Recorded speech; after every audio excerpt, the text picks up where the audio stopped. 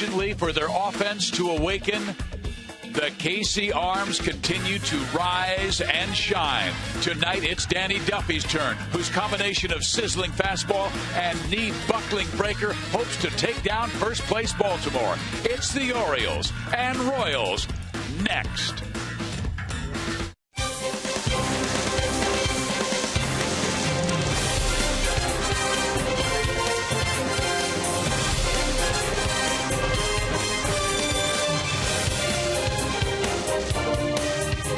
Royals baseball is presented by Academy Sports and Outdoors. Tonight at the K, Game 3 of this 4-game series between Baltimore and the Kansas City Royals. Hi, everybody. Steve PHYSIOC, Rex Hudler with you. The Royals have dropped the first 2 games against Baltimore, despite very good starts by Yordano Ventura and Jeremy Guthrie. And, Rex, you go back the last 10 games. The Royals are 6-4, and it's all been about pitching. 6-4? That's a pretty good record. And it has been about pitching. Let's remember, it was constructed based on starting pitching and bullpen and throwing that defense. Let's not forget that. And that's what they've been doing. We'll show you what's been happening here with the pitching side. Mainly the starters. James Shields, last 6 wins, those guys at ERA, impeccable. They're not scoring any runs, and their opponents, they're not raising their batting average either. They've been getting it done.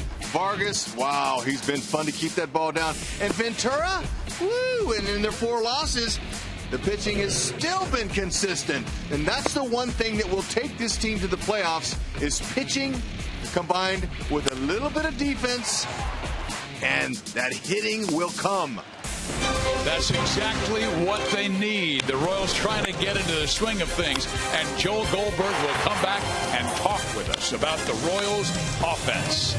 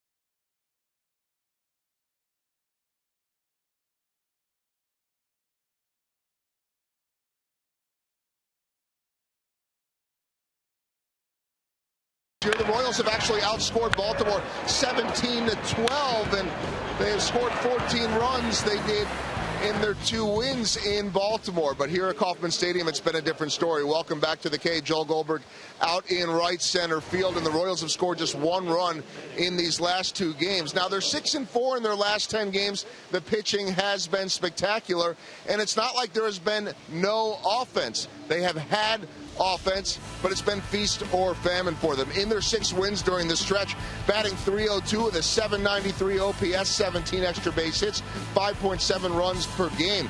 But in the 4 losses, batting .185, an OPS that's almost 300 or more than 400, I should say, less, 3 extra base hits, and 2 runs total. They've been shut out twice in those 4 losses, losing to pitchers like Iwakuma, Young, Chen, and Tillman. Danny Duffy will try to do his part and hope to get some offense. First pitch coming up next.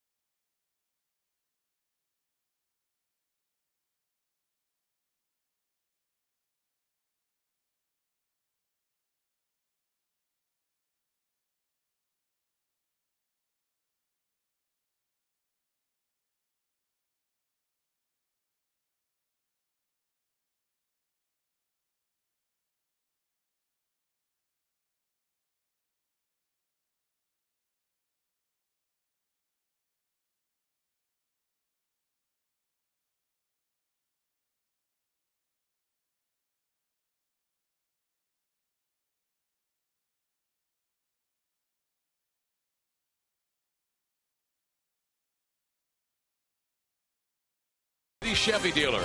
It's Chevy Truck Month. Visit your Kansas City Chevy dealers. By the Missouri Lottery. Try the Missouri Lottery's new Lucky Sevens playbook. And by AT&T, mobilizing your world. Welcome back to the K for the Orioles and the Royals.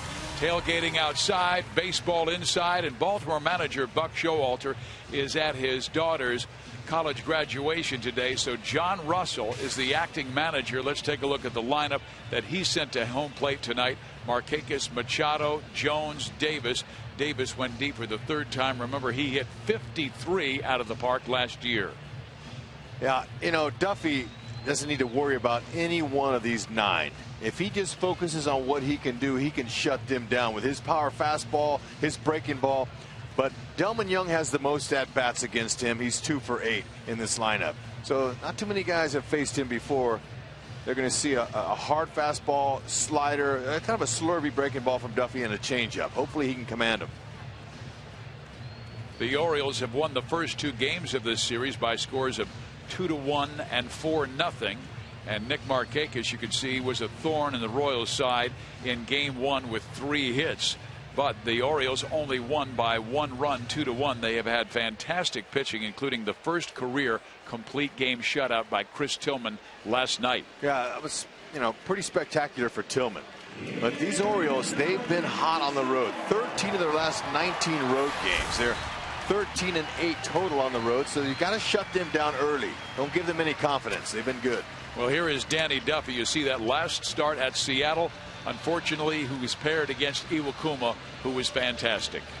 Yeah, and you know, if Duffy can go 6 innings like he did in his last start, Ned and Dave Island would be extremely pleased for that.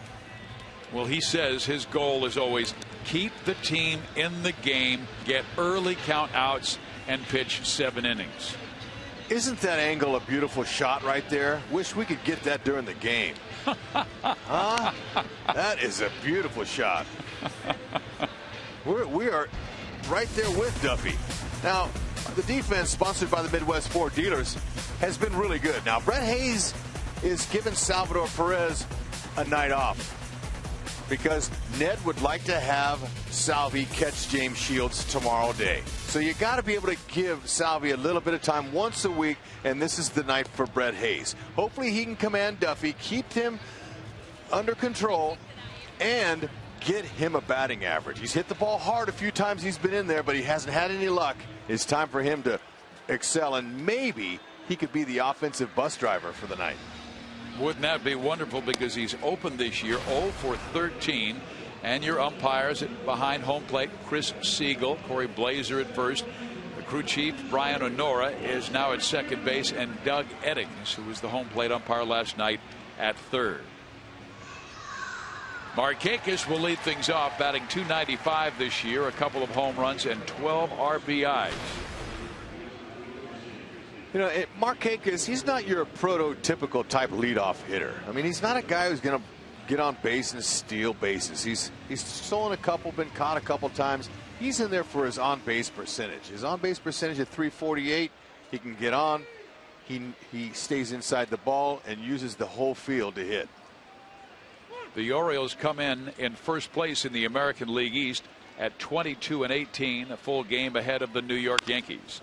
And Markakis swings at the first pitch, and Duffy likes that. He said one of his goals is always early count outs.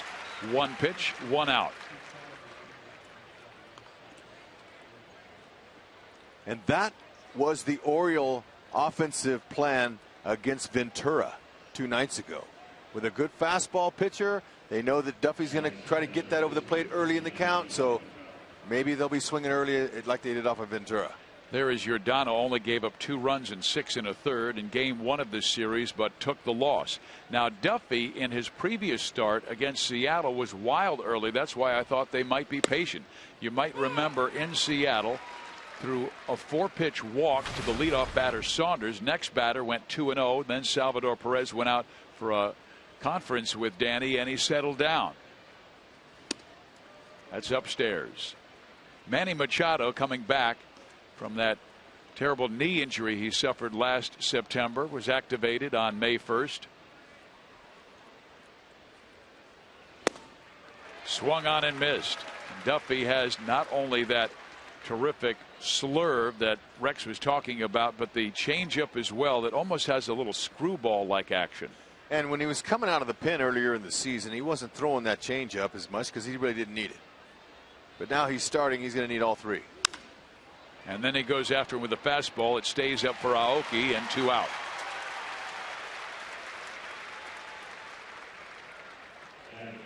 In that loss to Seattle, Danny went 6 innings, only gave up 2 hits, did walk 3, and struck out 4. But they liked the fact that he was able to economize his pitches, 88 pitches in the 6 innings of work. And now Adam Jones steps up. He has an 11-game hit streak going that has raised his average to .279.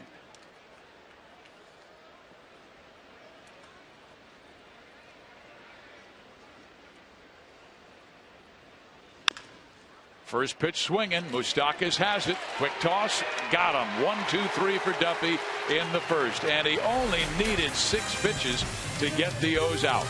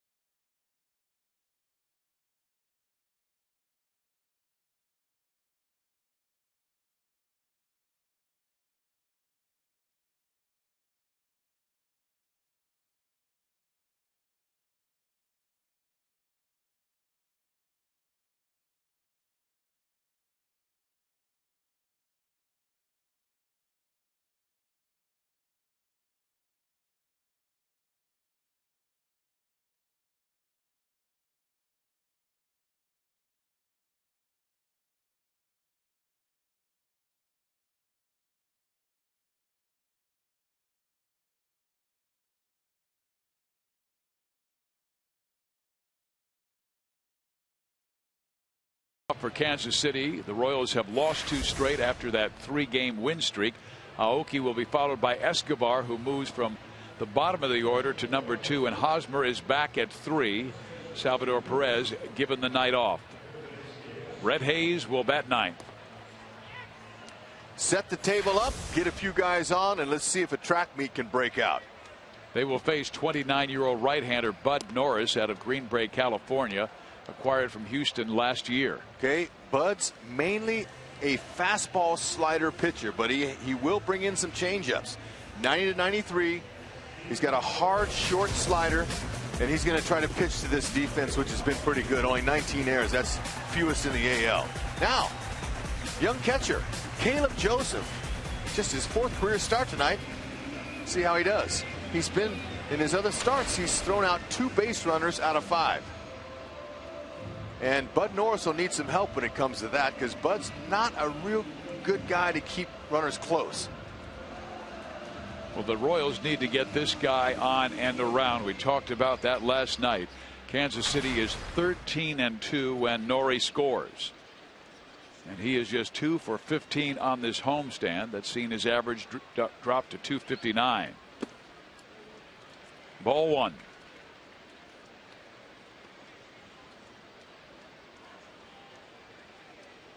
Norris not necessarily a strikeout pitcher. 32 this year in 43 innings. He's walked 13, and he is high to Nori Aoki 2-0. 248 average against overall. Lefty's hitting 237 with 4 homers off of Norris. 2-1. 4 of the home runs by lefties, 2 by right-handers.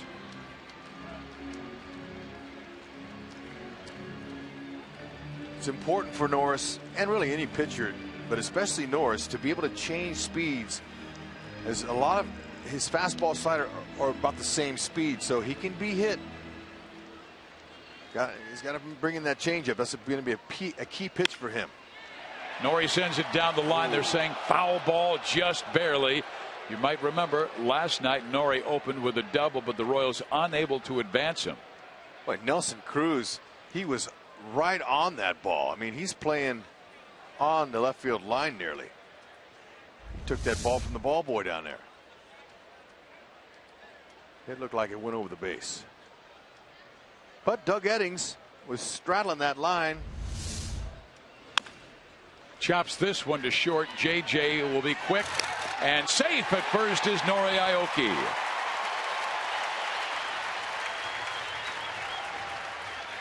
Hardy really gets on top of that ball when he has to. Throws straight over the top, and from the naked eye, it looked to me like he was safe. So I don't think the Orioles are going to object to that.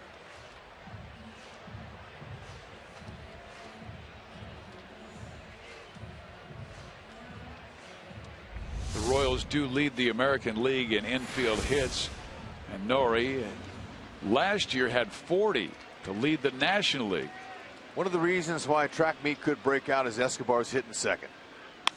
Oh, too bad. Line out, but no double play. Oh, he was all over that. And seeing is how he likes to hit the ball that way could really make something happen, and he can bunt. I like Ned's choice of letting Escobar hitting that second hole. Got to get some action going. They miss Infante in a big way, but Escobar's a good number 2 hitter, especially as good as he's been swinging the bat. Good thing that Aoki didn't get doubled up there. Yeah, Infante getting closer and closer to coming back, but not swinging a bat yet. So they're being very cautious with Omar, because when he comes back, they don't want that back to crop up again in pain. And there's a strike at the outside corner at the knees. I'm not sure Eric liked the call from home plate umpire Chris Siegel. Just from the very few pitches we've seen, Siegel looks like he's going to be looking to call strikes tonight. I like it. Hosmer hits it to left field. CRUZ is going back, still going back, and makes the catch. Nori is going to have to retouch second base and take it back to first. The throw will not be in time and clips off Nori. He'll stay at first base, but a long drive by Hosmer. Nelson Cruz got a good jump on that ball. Now, I wasn't sure that he was going to be able to catch it or not. Looked down to see where he was. Put the brakes on just in time before he got to the wall. And Aoki had already touched second base and was a quarter of the way to third. He had to really get on his horse to get back.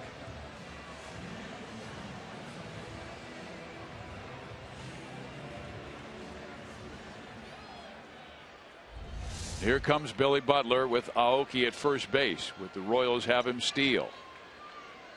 Nori has 4 steals this year, but has been caught 3 times. He goes, pitch taken, throw to second base is not in time, and the ball skips away from the second baseman Scope. Number 5 for Aoki this year. Good takeaway. This is what Ned's going to have to do. Try to be creative and find a way to get a guy into scoring position, make something happen. And that's exactly this play here, while you slide on your right foot and you go feet first. Didn't get hit by the ball. And if you do get hit, you get hit in the back. Now the Royals need a big hit from Billy Butler. 2 balls, no strikes. Billy 1 for 14 on this homestand. His batting average at .226. That's 70 points below his career batting average of .296.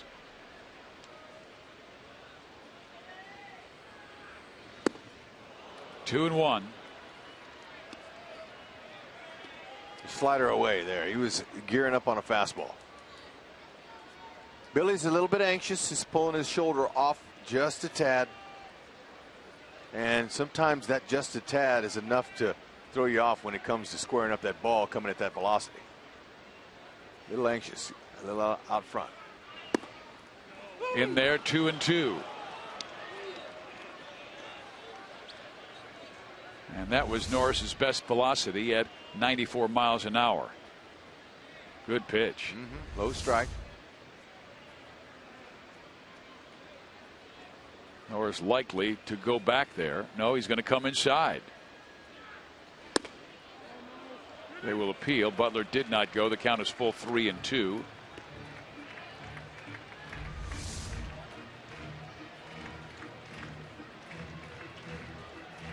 He's able to hold that head of that bat back to appear to the first base umpire that it wasn't a swing.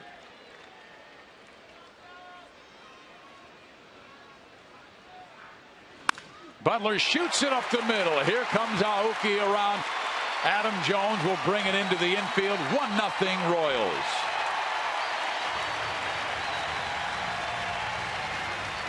There you go, Billy. Add to that .235 average of the runner in scoring position. That's exactly what they're looking for. An early lead. Lucky it didn't hit off of his foot. Nice head position. Didn't try to do too much. And he shot it right back up the middle for a nice RBI to lead it off here. That's his 15th of the year. He was working in batting practice, and I watched some of his swings, and as he was walking off into the dugout, I said, Billy, those last 5 swings, that was it. And he looked at me and said, I think I found something. What do you think he may have found? Short to the ball, staying down on the ball, not uppercut swinging. Uppercut swinging has been letting him to hit the top of the ball and get a lot of ground balls lately. He's coming down like he's chopping wood, and he's getting some backspin on it. So the Royals have the early lead. They are 14-5 when they score first this year. Gordon hits it high in the air, left center field. Cruz should have it. He does, and the Royals are done, but they get a 2-out clutch RBI single from Butler to give the Royals a 1-0 lead.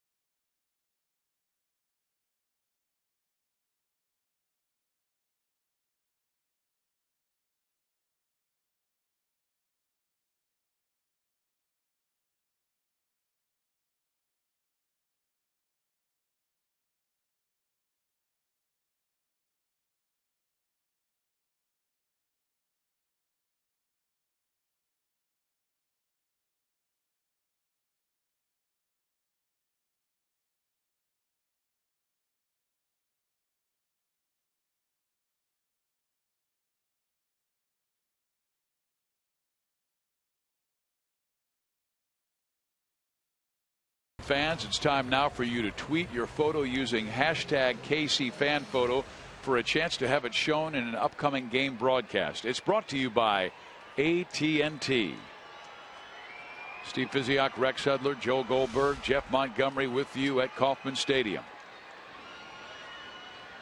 Here's big Chris Davis. He hammered his third home run of the year last night off Guthrie in the 8th, and after they throw the first pitch, now they move Moustakas from third over to the second base side of second base with 3 infielders on the right. Well, Noriaoki, when he scores, the Royals doing pretty well this year, and he scored on Butler's clutch hit.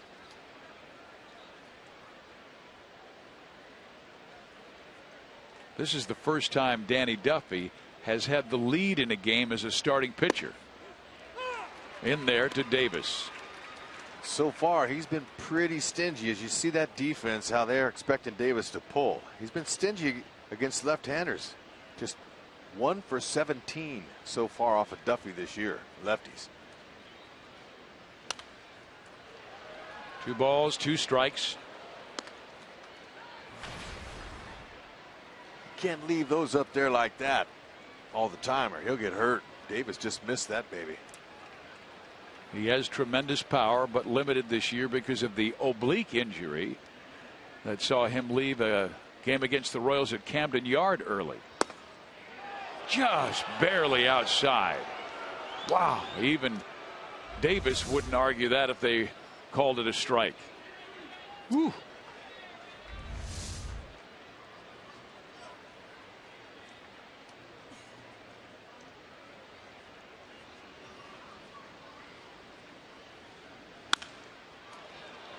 In the air, left side, Alex Gordon. 1 out. Well, Danny has been tough to barrel up. I mean, it's been a long time since he allowed a home run, and you see what his numbers are. 148 opponents hitting, and that is second in the major leagues to Johnny Cueto, who right now is the pitcher of the year in baseball.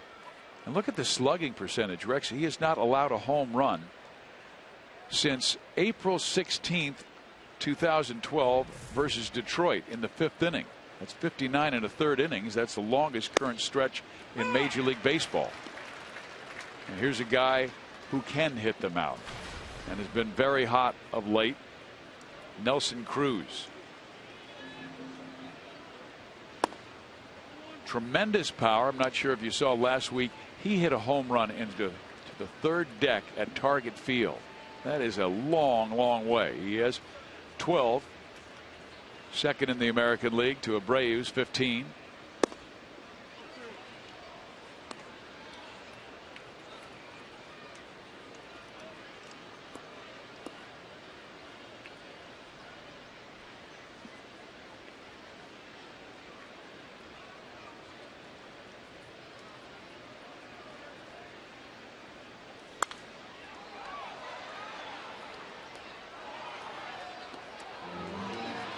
Right-handers against Duffy this year, 182 average. Just 8 for 44.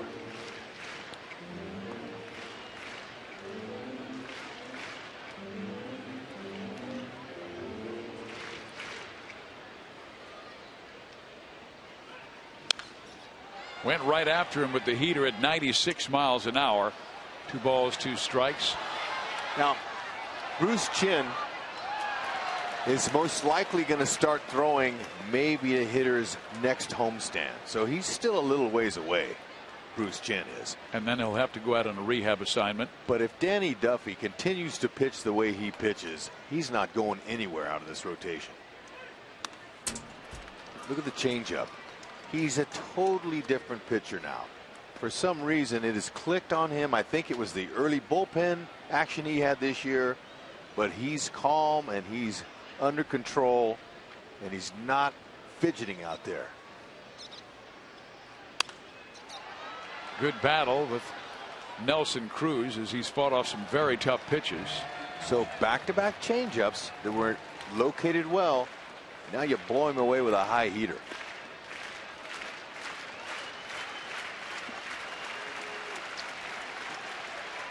Brett says let's go away with the fastball.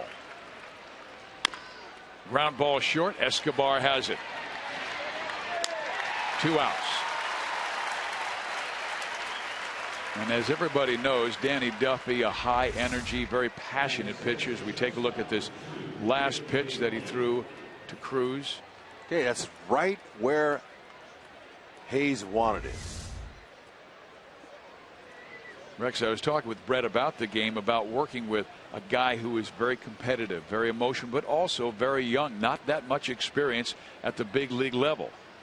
And Brett said sometimes you just have to go out there and say, let's just play an elevated game of catch, because when you're trying to throw strikes, that zone looks smaller and smaller and smaller.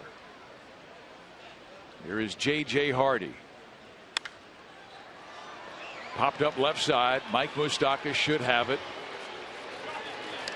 Duffy has base 6, retired all 6.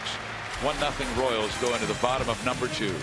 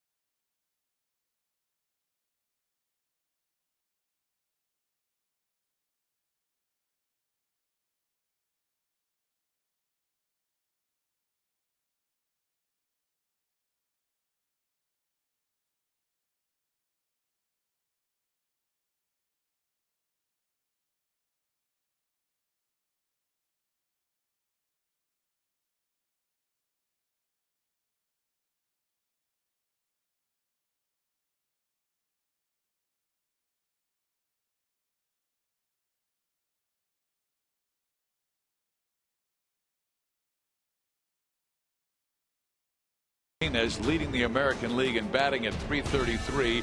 Jose Abreu and his White Sox will be coming to the K for games Monday, Tuesday, and Wednesday. And Abreu, the Cuban Missile, 15 home runs, 42 runs driven in. Both power departments lead the AL.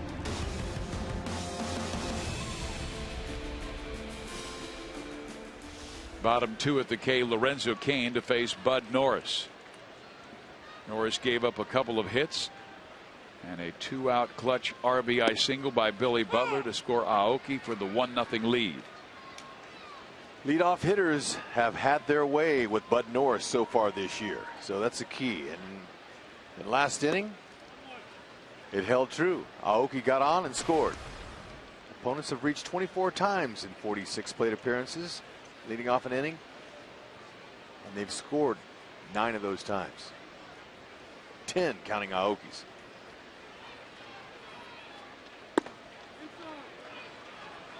Trying to jam Cain inside, misses. 2 balls and 1 strike. Lorenzo did not get the start last night. Gerard Dyson started in center field. Lorenzo 3 for 8 on this homestand, including his first home run of the year. Hit it off left-hander Franklin Morales.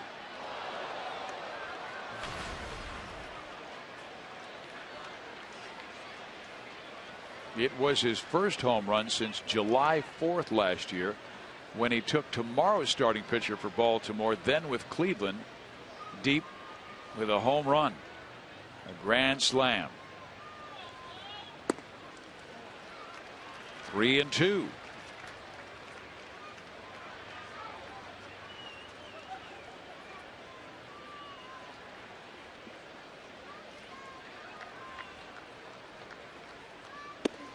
way inside and wrecks that story. You continued a .522 on base percentage by leadoff batters. Aoki has singled, and now CAIN, a speed guy, walks to lead off the second. It's going to work. Get him in trouble. Keep him in trouble.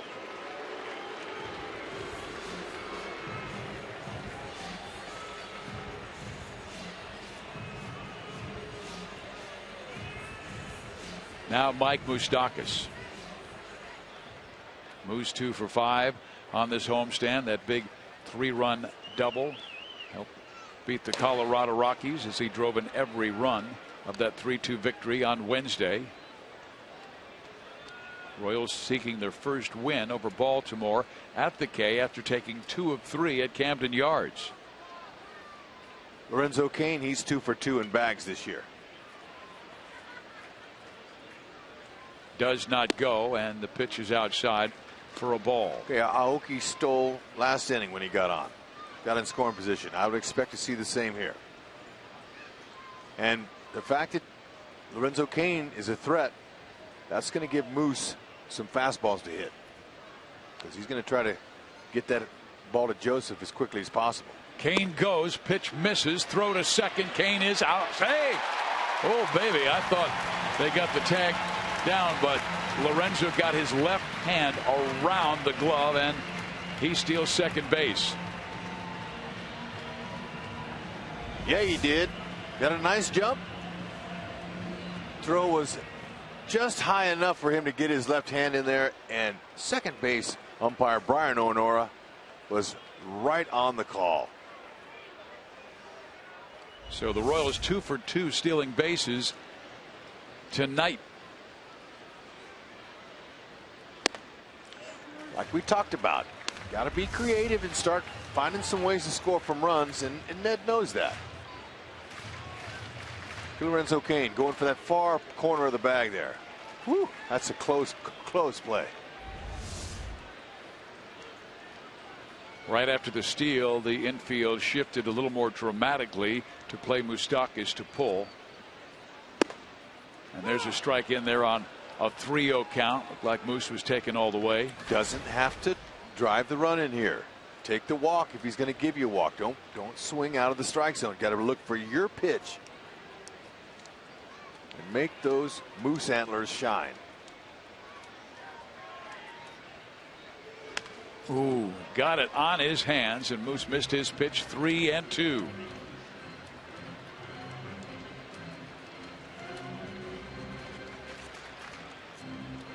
Yeah, Bud shaking his head saying, you know, I think I got away with that one.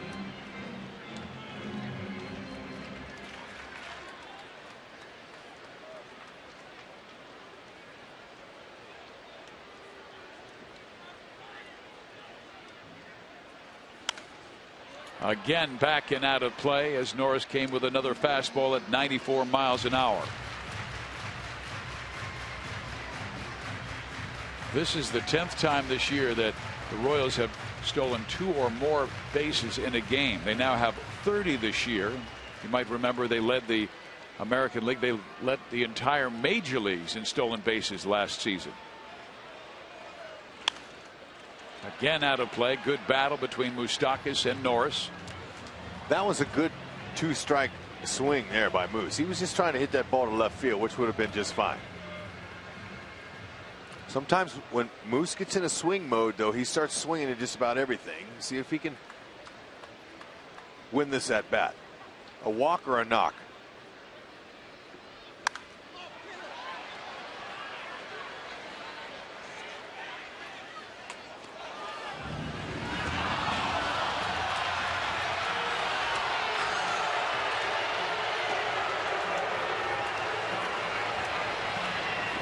Rex Hudler just dropped the foul ball, and he's leaving the building disgusted with himself.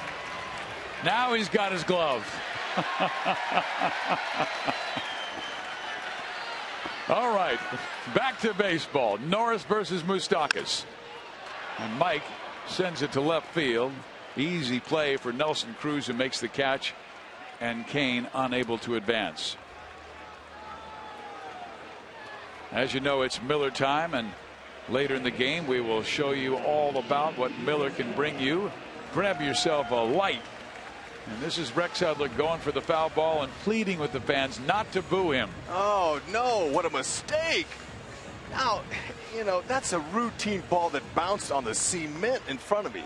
Shake yourself. You need to quit. You had several Royals looking up here at you saying, holding their hands to the heavens, saying, I thought you were better than that, Hud.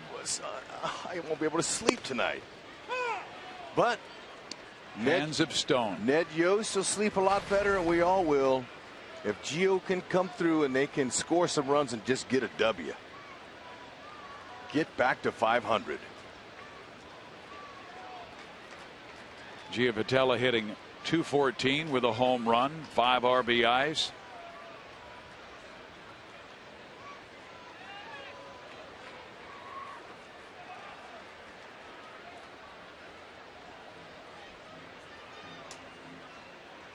Giovitella called up because of the injury to Omar Infante, still out with that bad back, getting closer and closer to coming back, but still not swinging a bat.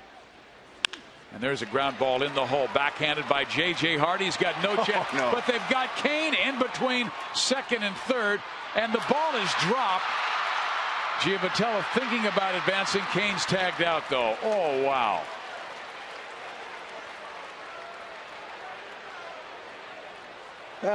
You know, Lorenzo Cain thought about advancing to third. When he realized that Hardy was going to throw him out at third, he put the brakes on. Okay, Hardy says he was going to third all the way. Now Lorenzo was too far off, so he tried to stay in the rundown long enough to be able to get Gio to second base. Just didn't happen. See how Hardy was going to throw him out at third if he kept coming? Lorenzo saw that and put the brakes on, but it's too late to get back.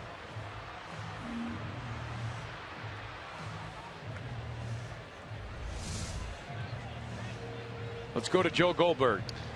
Well, Hud, interesting that that play happens right there, because you spoke on our pregame show about a trivia question, not really a trivia question, but kind of a pop quiz type of question about base running that we had from Rusty Kuntz.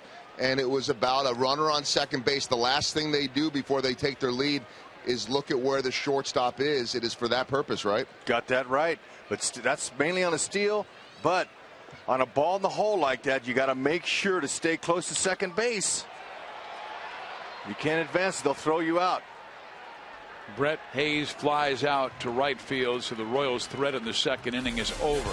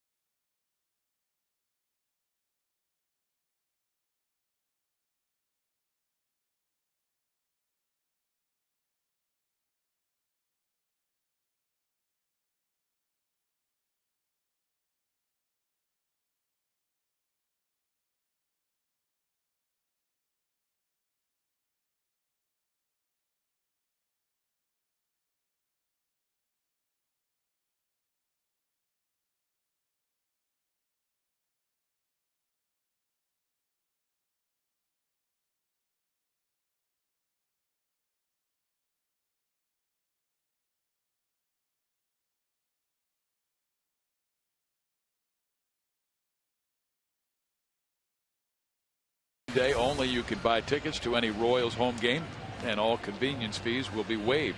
This sale is good for all games, including the upcoming homestand against the Yankees and Cardinals June 4th through the 11th, with promotions like summer fireworks, a free Royals tote bag, a Nori Aoki poster giveaway, and T-shirt Tuesday.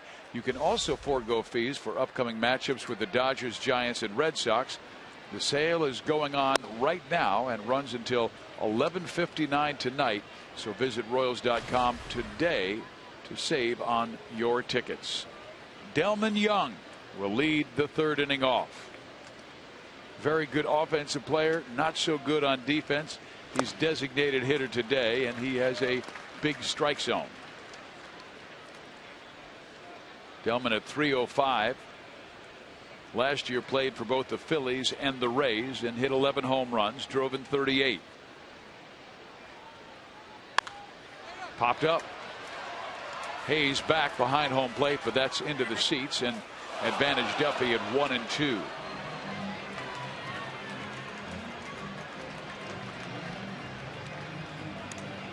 Delmon Young against Kansas City has had some solid success. 14 home runs, 62 RBIs, but there was a time where many believed that he was one of the top prospects in the game. Now he's coming off the bench. Foul.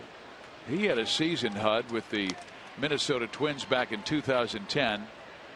Hit .298, 21 home runs, and drove in 112, and they expected that year after year, but that's hard to duplicate. Oh man, sometimes you have a career year and then the expectations are huge, and it's hard to duplicate. Remember Darren Erstad's year in what, 2000, when he had over 200 hits?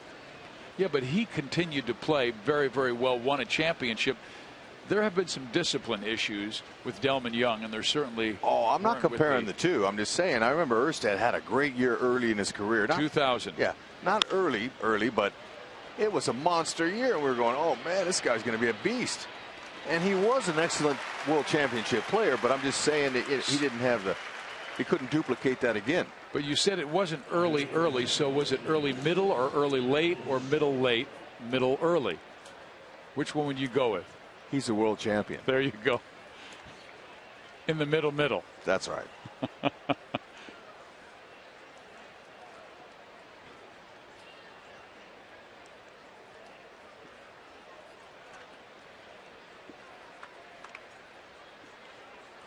Now Jonathan Scope, who's regarded as their number 5 prospect in the organization. He's only 22 years old, out of Curacao.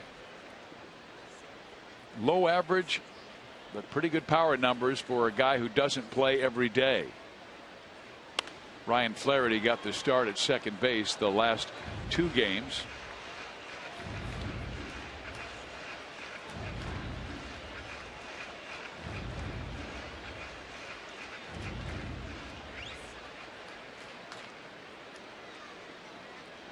Duffy looking for his first strikeout. Misses low and away at 95 miles an hour. But Rex, you have to be impressed with his ability to locate down early with his fastball. He's looked calm and collected, and the command is there. Steady as she goes. Second base, Giavotella throws out Scope, and there's 2 down. And Joel, you've got a little story on Caleb Joseph, huh? A couple really fascinating ones, actually. I had some folks named John and Julie Barnes come up to me the other day and say they were his host family in the Mink Woodbat Summer College Baseball League here years ago in Chillicothe. So that in itself is a story. Well, they're here tonight, but come to find out that Caleb, who's from Nashville, Tennessee, has ties to Kansas City. His grandfather, who was also here tonight, Clay Joseph, was one of the top salesmen selling calcium for Mr. Ewing Kaufman and Marion Laboratories. And so the Joseph family used to come to Royals games and spend time with the Kaufmans all the time. And his dad, Mark, Caleb's dad, Mark, was in Springfield, Missouri, born there, and his favorite team was the Royals. And so growing up in Nashville, it was Caleb who every year his Little League teams were named what? The Royals, of course. That was his favorite team. So he always played for the Royals. And what a small world to sit here and think that Caleb Joseph's grandfather was the top salesman for Ewing Kaufman. He was last year, Caleb, when he was 12 years old, now 27 and at the plate. How about that? Great story. Caleb, 27 years old, out of Franklin, Tennessee. 7th round pick in 2008.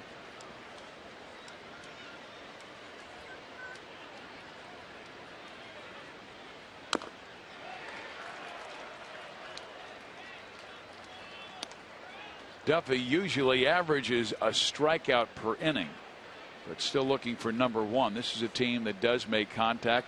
They don't walk very much, so they're swingers. And I think, and I'm hopeful, and Dave Island is too, that Duffy's not out there trying to blow guys away like most young pitchers do. And outs and out. Just get them any way you can. And the way that he is under control now, I would say he's probably past that, because Duffy is a guy they need to get where they want to go. It's not about blowing guys away. Oh, he gets his first strikeout of the night. Great pitch to Caleb Joseph, the former Royals fan. Goes down swinging.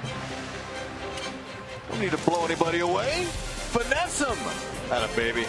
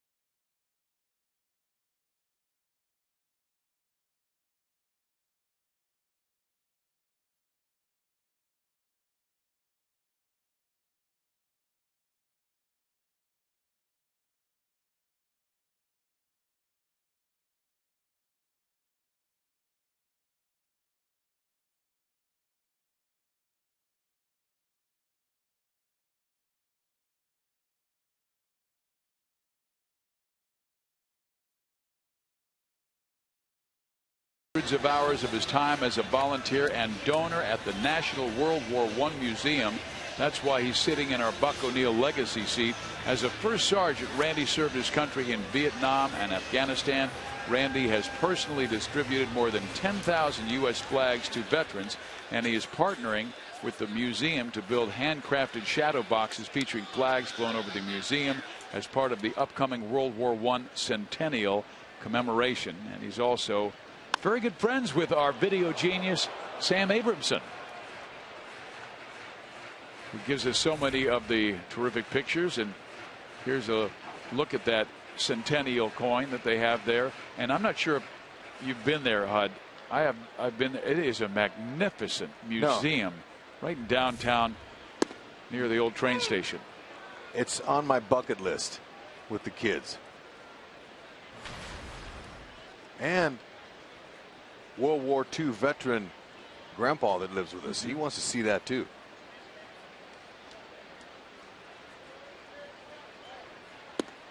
Norioki checks his swing and one that rides inside. Nori was able to reach on an infield hit in the first base in the first inning, stole second base, and scored on Billy Butler's 2-out single.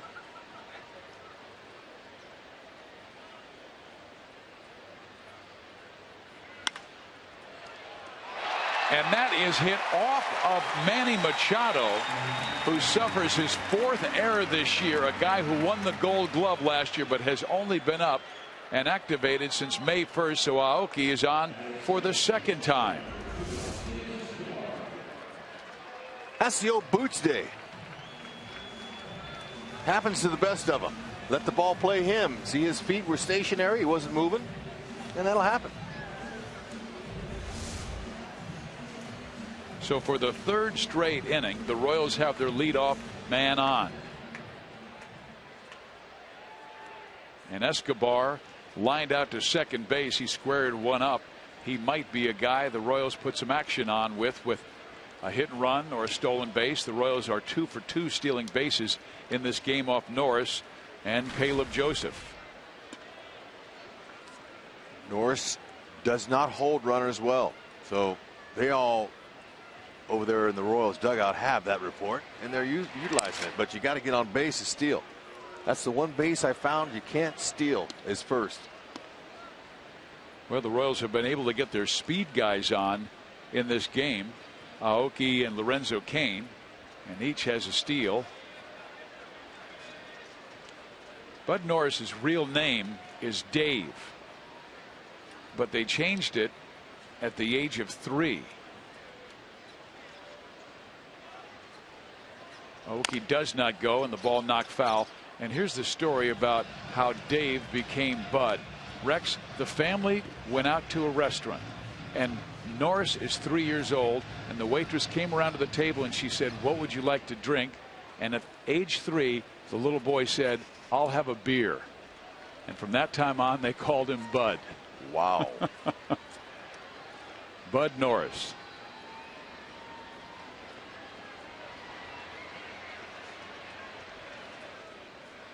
Escobar bunts. It's a good one. Machado will whip it across the diamond, and Aoki will move to second base. Give Escobar a sacrifice bunt on that. He certainly was looking for a base hit, but did the job. Got the runner over. That's what you want to do with nobody out. These are the things that are going to make the Royals really good and able to score runs. Little thing, playing small ball. This is a small ball team. They don't have a lot of power, so why not generate it with your legs? And better plate discipline tonight. And Ned Yost said last night plate discipline is not helping us right now. He didn't think they centered up the ball very well against Chris Tillman, and they swung at a lot of pitches that were not strikes. Hosmer up, breaks his bat. Hardy will only go to first base. They get Hosmer, and 2 outs. Aoki takes third.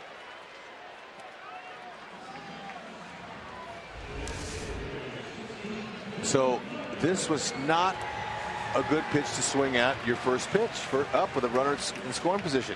He was guessing fastball, and he was just swinging no matter where it was. So if you're early in the count, it's a fastball that's 3 inches off the outside part of the plate, and that's the only thing that your bat's going to do on a ball like that if you make contact.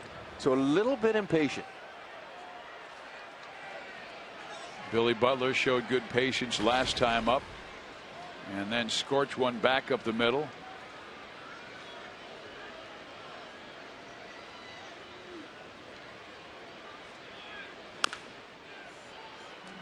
Strike one.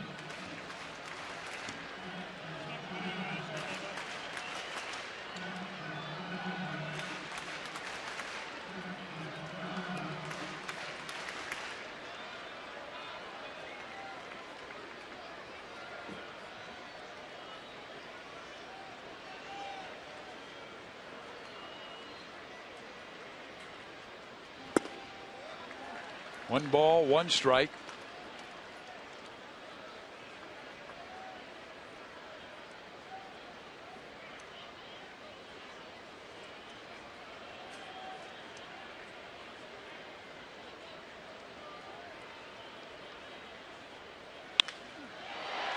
Hit high in the air. Jones is back. Tracked and pulls it down. It's getting there, Billy. Hang in there. It's coming.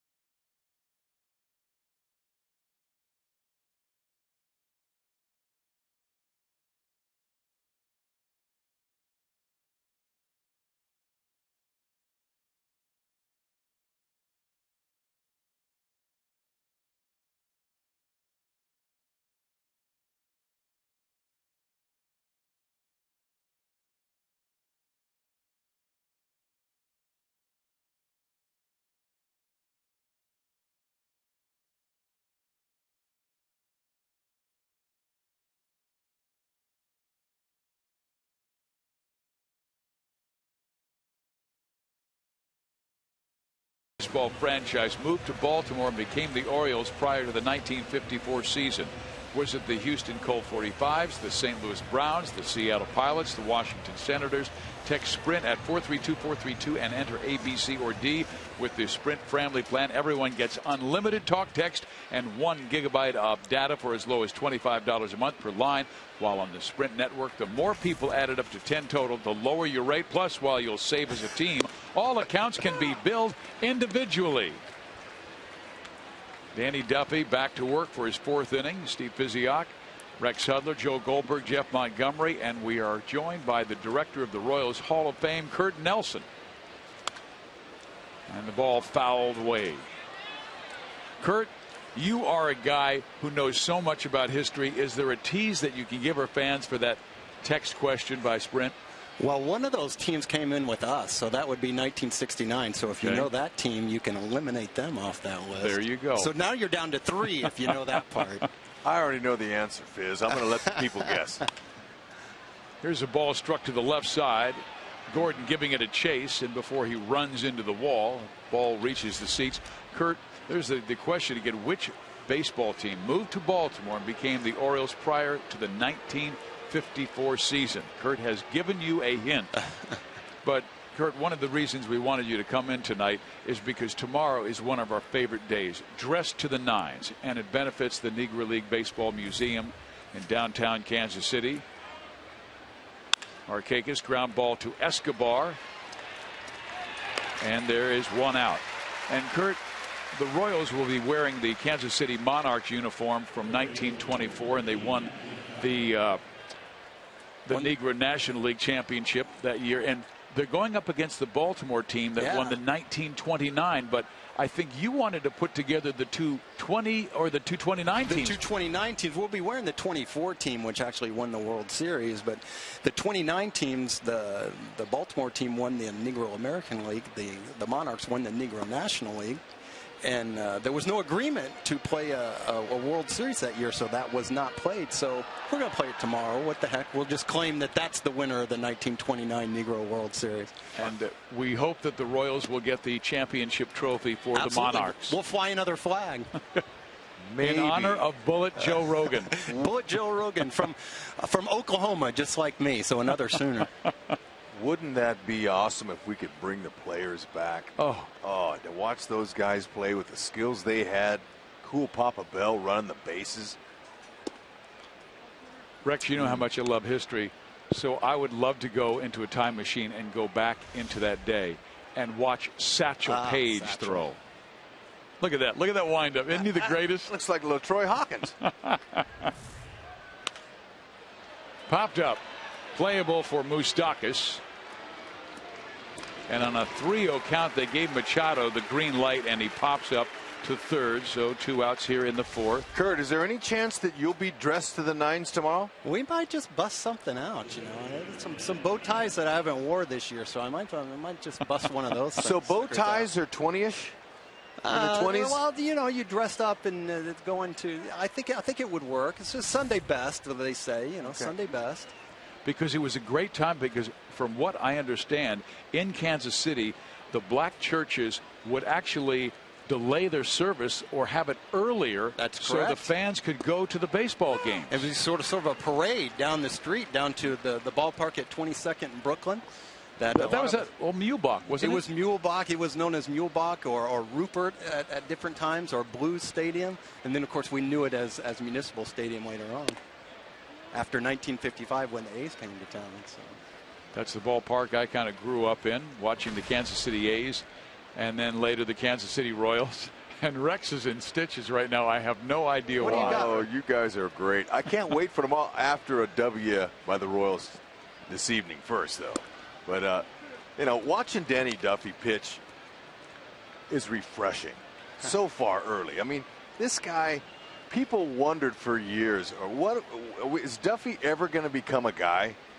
And we're watching him unfold as a starter right now, right in front of our eyes.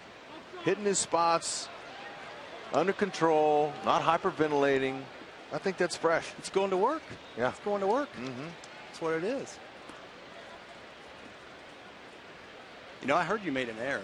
Rex. She came dressed to the nines early. Look at her. She's ready to go. Ooh.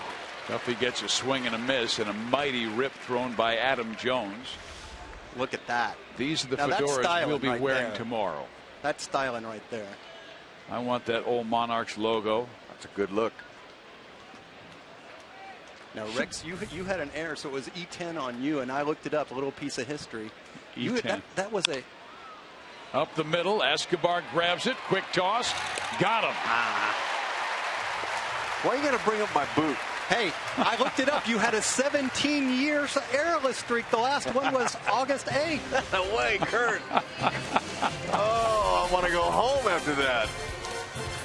Kurt, thank you very much. Thank you. We'll see you guys later.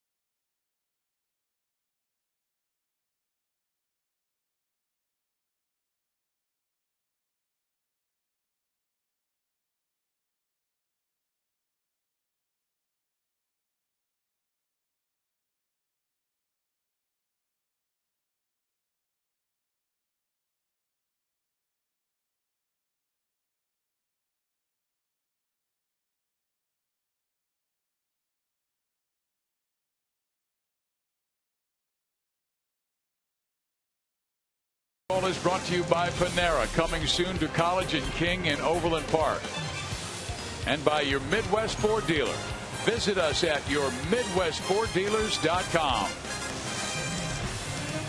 There's the Lincoln Memorial, home to the World War I Museum. Rex, we're going to have to go there. I'll give you a tour myself. I'm sure they could find a guide for me there, Piss. But you got enough knowledge. I'm sure you could educate me as you do every night when we work together. And it's the Liberty Memorial, I beg your pardon. Here is Bud Norris. And he throws low. Alex Gordon will lead things off. Norris is a battler. He's a very competitive pitcher. We last saw him as a member of the Houston Astros last year. Pitched very well against the Royals. And that was an organization in dire straits, had over 100 losses. But Norris went out there every single time and competed and gave his chance a team to win. He finished 10-12 last year, a split season with Houston and Baltimore.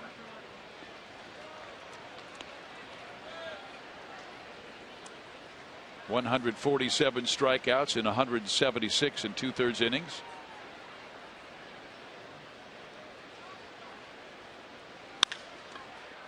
Gordon pulls it to second. Scope throws out Alex. One down. First time the Royals have not had their leadoff man on.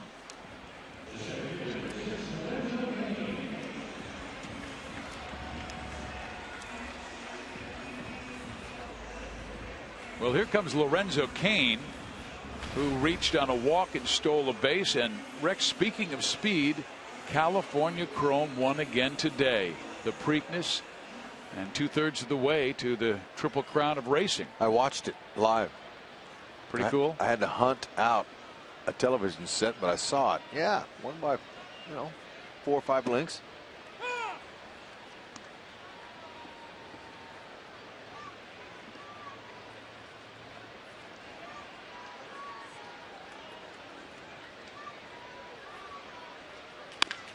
Ground ball short. J.J. Hardy throws out CAIN. And Joe Goldberg, you've got the story on the fielder's choice or hit when Johnny Giavotella struck the baseball and CAIN was caught in a rundown between second and third base. Yeah, I did a little digging on it because HUD wanted that hit there, and I thought, no, it's a fielder's choice. But you know what? HUD was right. I mean, they weren't going to get Gio there. But here is Rule 10.05b.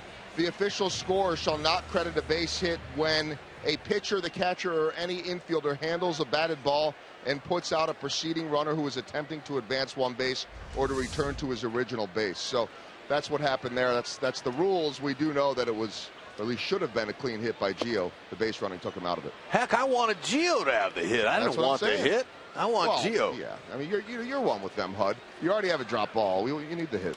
That's exactly right. Get on there right now for Gio. He's going to hit a double and knock Moose in. Moose hits it high in the air to the right side. Nick Markakis will come trotting on and make the catch. The Royals go in order for the first time tonight. Still KC leads 1-0.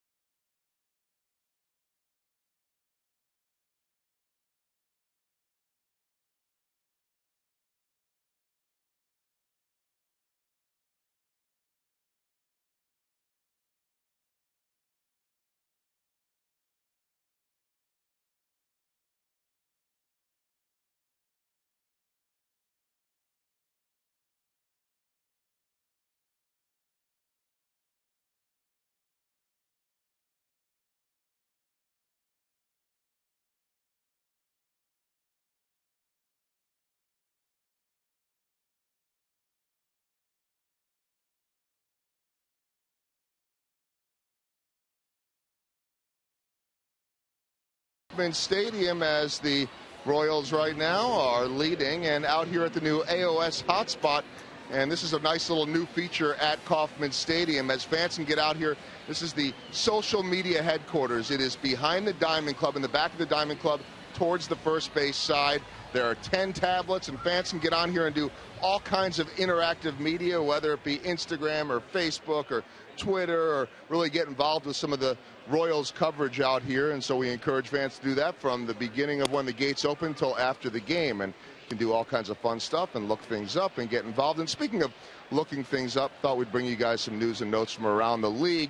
Prince Fielder is kind of the Iron Man going. 546 straight games comes to an end. He's not going on the disabled list, but he does have a herniated disc. Will miss a couple of days. Andrew Kashner going on the disabled list with elbow soreness. Hope it is just that and nothing more. And guys, how about this? Tony La Russa, been working for the league and the Major League Baseball. Bud Selig has been named the Arizona Diamondbacks Chief of Baseball Operations. And so Kirk Gibson, the manager, the general manager, they will all be reporting to Tony La Russa. That's a Diamondbacks team that has really struggled this year. And you have a soon-to-be Hall of Fame manager that will be running the show in Arizona. I would think that can't be a bad thing. Yeah, only the Chicago Cubs have a worse record in the National League than Arizona's 16-28. And wherever Tony has been, Oakland and of course St. Louis, he has brought success. Great disciplined man. And that ball popped up left side. That's a nice job of getting back into the count, falling behind 3-0, throwing a strike, and then getting him to pop up to left field. Nice job for Duffy. Danny has not allowed a base runner 13 up, 13 down as he begins his 5th inning. He has the 1 strikeout. That was of Joseph in the 3rd inning. And Rex, it just seems like he has better command when he's like 94, 95 miles an hour with his fastball. He has the ability to go to 98. Strike 1 with a changeup on the block of the outside corner to a strong power hitting right-hander. That is a big pitch for him. Comes back with the fastball at 94, so he's ahead 0-2. And he missed with that. Now that was out over the middle. But when you throw that hard, you can get away with that.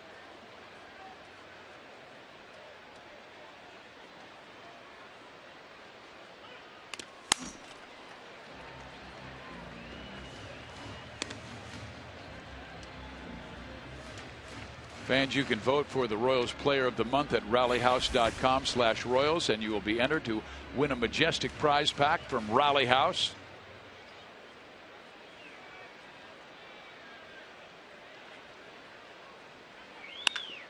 Breaking ball hit to third. Moustakas has it.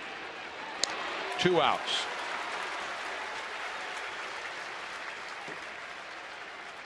Right now, Danny at 60 pitches, and we told you Rex's goal: keep the team in the game, get early count outs, pitch 7 innings, and he is on target to do that because his pitch efficiency has been so good. Outside of all that you just said, his rhythm is really nice.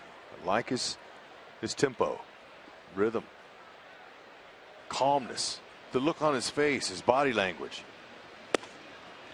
And Brett Hayes barely had to move his glove as that ball thrown exactly where he wanted to. J.J. Hardy.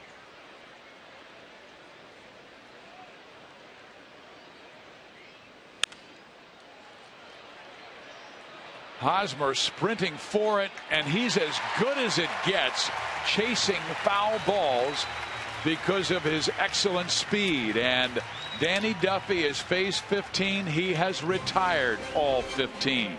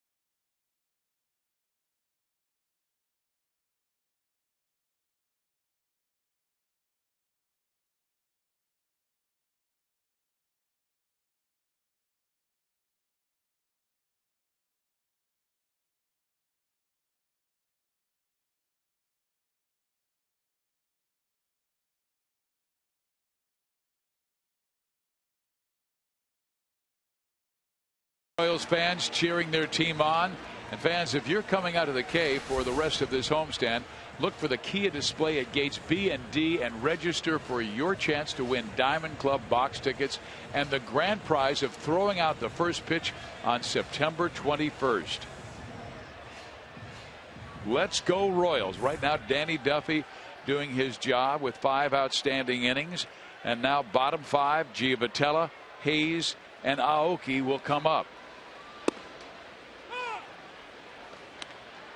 Gio hit the ball to deep short his last time up. Would have had an infield hit, but CAIN got caught between second and third base and caught in a rundown.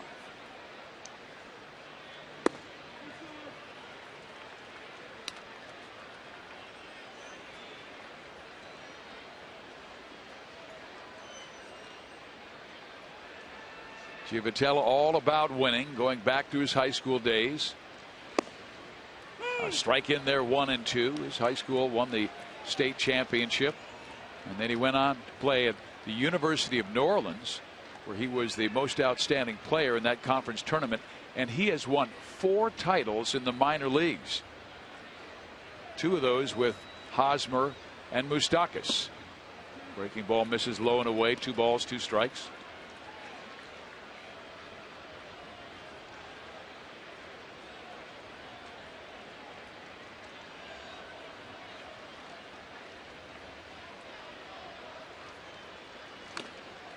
He got the call up when he was hitting .352 at Omaha. And right now the Royals have a bunch of middle infielders hitting the ball really well at Omaha. Christian Colon, the former first-round pick, with an 8-game hit streak lately. He's hitting .405 in that time, trying to get his average up near 300.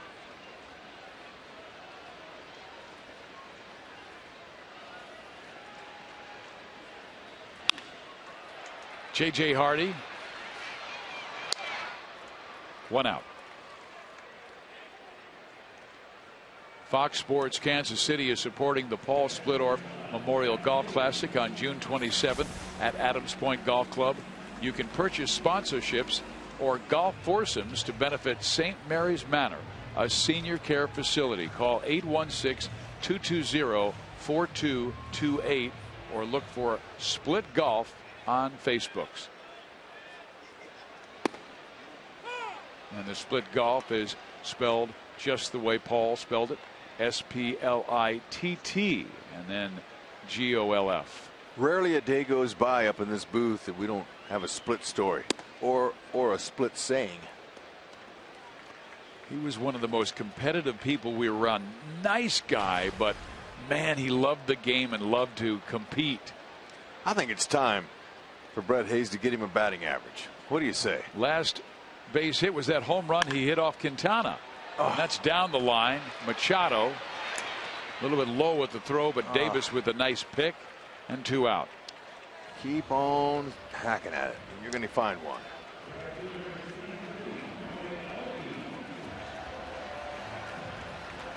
Meantime, Norris has retired 8 straight.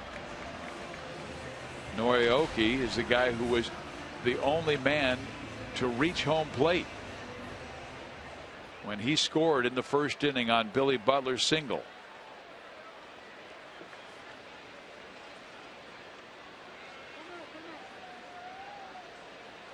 Royals certainly have been slumping with this offense, but as Ned Yost said, when they heat up, it's because you've got 3, 4, 5 guys that are really hot at the same time, and he said right now we don't have anybody who's hot.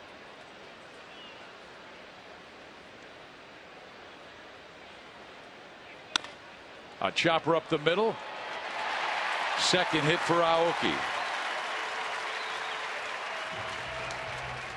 Yep, knew that was getting through.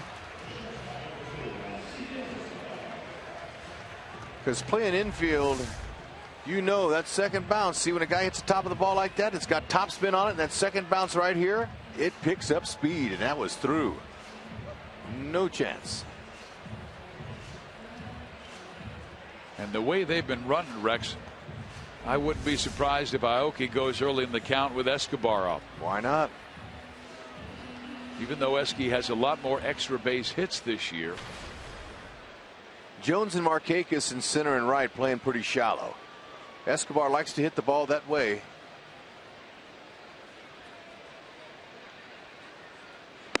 Pitch out, expecting them to go.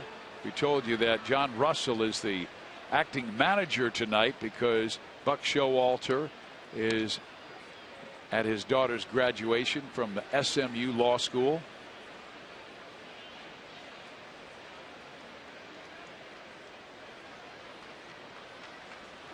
And he hits Escobar in the back. That's the last thing Norris wanted to do.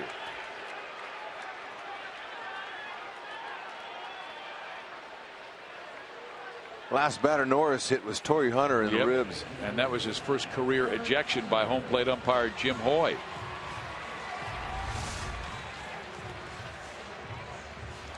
Well, let's hope that the Royals can make it a little more painful on Norris this time and Hosmer get a key hit. He's got to wait for his key pitch, though. Yeah, he swung first pitch on one that was low and did not look like a strike. His first time up, he hit a ball to the track in left field, and Nelson Cruz made a nice play on it. The Royals' middle of the order has not been very productive on this homestand. I mean, you talk Hosmer, Butler, and Gordon combined, Rex, on this homestand, 6 hits in 50 at bats. This is what Eric has done this year with runners in scoring position and 2 outs.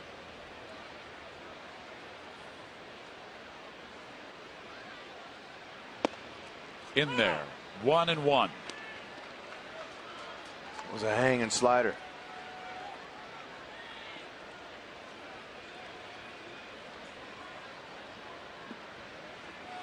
Eric 4th in the American League with base hits, 50. Melky Cabrera of Toronto leads everybody with 57. And Eric pops it up left side. Machado takes care of it and takes care of the Royals' threat in the 5th.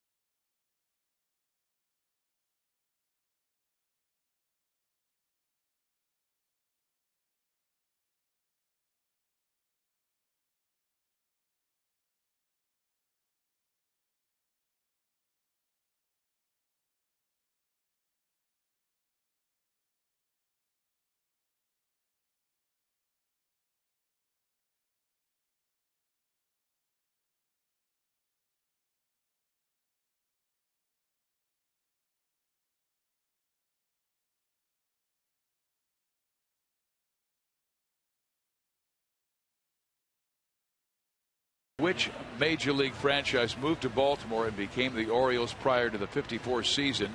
68% of you said the Browns. 17% said the Senators. And Colt 45s and the Pilots? Nope. Text Sprint at 432-432 and enter A, B, C, or D. Browns moving to Baltimore.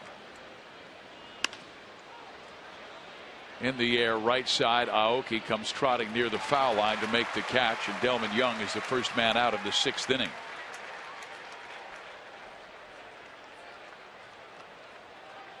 Duffy perfect through 5 1/3, and now facing Jonathan Scope. How about that?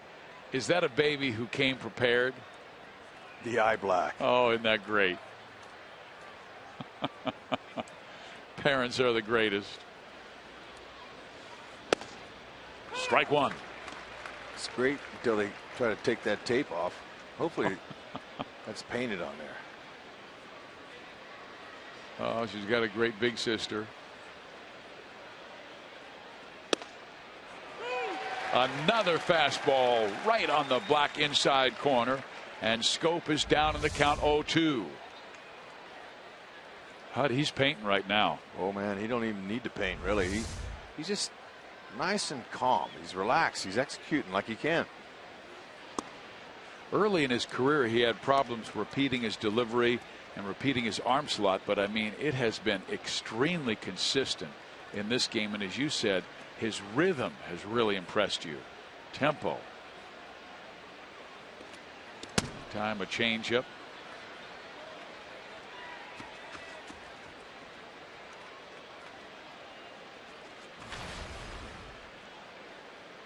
Scope grounded out to Giavotella for the second out of the third.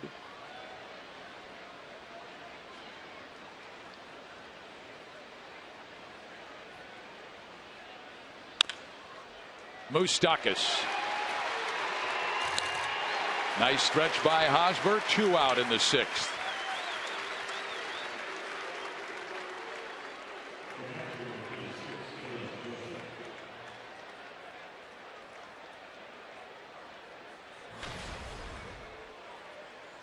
You see the numbers in 2011. Opponents batted .287, but the high walk rate .436, and then from 12 through 14, that included the injury that he suffered where he needed Tommy John surgery. But Dave Island, the Royals pitching coach, has done a great job with Danny, working bullpen sessions between starts. Caleb Joseph, the batter. Tight, 1 ball, 1 strike. Dave Island is a big believer in trusting your stuff. Don't try to reinvent a pitch. Don't try to be better than you are. Just trust it and go with it.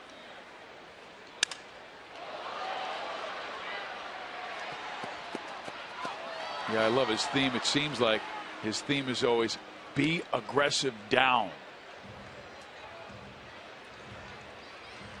And he's had wonderful success with the Royals pitching this year. We told you that graphic showed you that at the beginning of the game. The last 6 Kansas City wins, the ERA is 1.77, and in their 4 losses in the last 10 games, their ERA is still a very good 2.64. But the offense needs to come around. They only lead 1-0. Low and in. 2 balls, 2 strikes to Joseph. Caleb 1 for 10 this year. Duffy has 1 strikeout. It was Joseph to end the 3rd.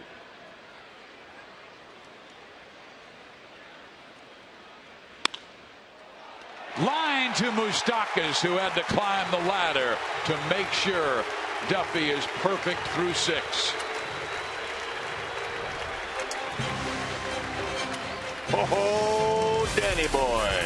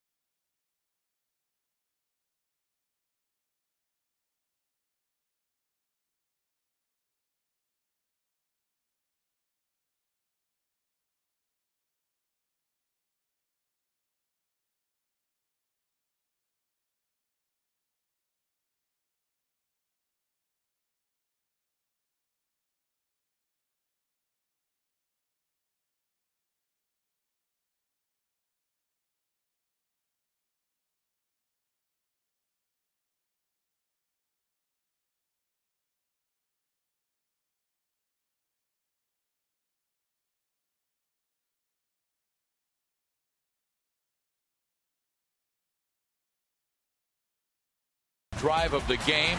2 out in the first inning. Billy gets the single, knocks in Nori Aoki. 1-0 KC.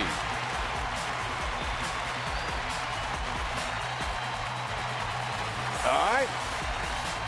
Billy hit a nice ball in his second at-bat, too. He flew out deep to right center field, right at the base of the wall. Seems like he's found something. They need his production desperately. And the 6th inning, of course, is our Sonic Slam inning, and our contestant is Barbara McKinney from Kansas City, Missouri. If the Royals hit a home run in this inning, Barbie will win $1,000, but if the Royals hit a grand slam out of the park, you get $25,000 from Sonic and the Royals. Fouled off. Folks, if you tune in tomorrow to Joe Goldberg's High V Royals live show, we're going to highlight Billy Butler and talk about his early season slump and hitting a lot of ground balls compared to what he was like last year. So you folks tune in for that. We're breaking Billy down a little bit.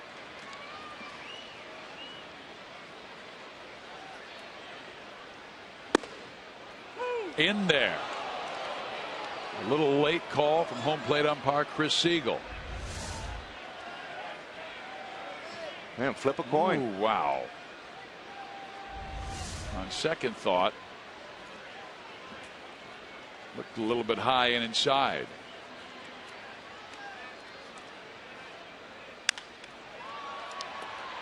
That will get out of play.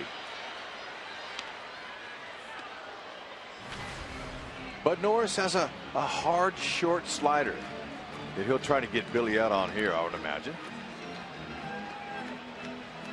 Try to get him to swing out of the strike zone up. Butler has hit over 300 3 times in his career. Low and away, 2 balls, 2 strikes, and of course 2 seasons ago in 2012.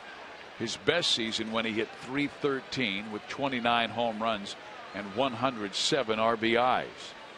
Slipped a little bit last year to .289, 15 and 82. And a slow start this year. Swings and misses at the breaking ball and strikes out. He gets you down in the count. He's going to try to work away that little tight slider. Perfect spot. Norris gets his first strikeout of the night. This is one of his best pitched games of the year. He did have that terrific game on April 11th against Toronto when they shut out the Blue Jays for 7. Didn't get the decision because Baltimore had to go 12 innings before claiming a 2-1 win.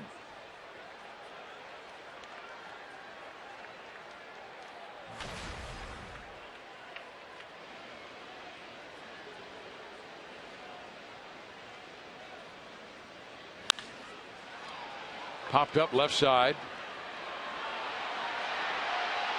CRUZ will make the catch, and we've got time to go to Joel Goldberg. Well, Fizz, we've been telling you that tomorrow is a tribute to the Negro Leagues and just to the Nines Day. Well, today would have been the 111th birthday of Cool Papa Bell. Now, some things that you might not know about Cool Papa Bell. He actually started by playing for the St. Louis Stars in the Negro Leagues, and he was a pitcher, but he got hurt. His arm got hurt, so he became an outfielder. He had 54 extra base hits over the years, and exhibition game hits against future Hall of Famers Dizzy Dean, Bob Feller, Bob Lemon. Batted .391 against those guys. Won a Triple Crown in the Mexican League. Had 12 homers. 8 of them were inside the park home runs. And Buck O'Neil said, without question, the greatest base runner ever. And my favorite quote coming from Josh Gibson: Cool Papa Bell was so fast that he could get out of bed, turn out the lights across the room, and be back in bed under the covers before the lights went out. That's fast. And we will celebrate their great tradition tomorrow. As many of our fans know, the Negro Leagues Baseball Museum is in Kansas City.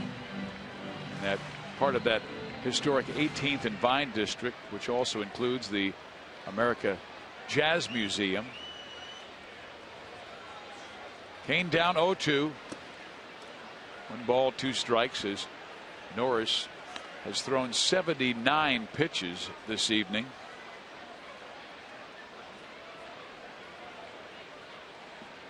We'll pay tribute to the Negro Leagues tomorrow when the Royals wear the Kansas City Monarchs jerseys from 1924.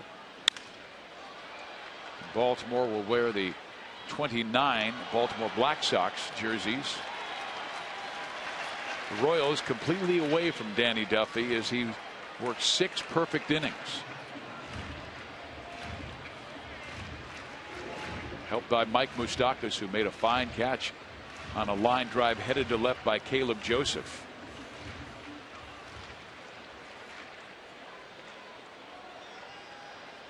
2 balls, 2 strikes.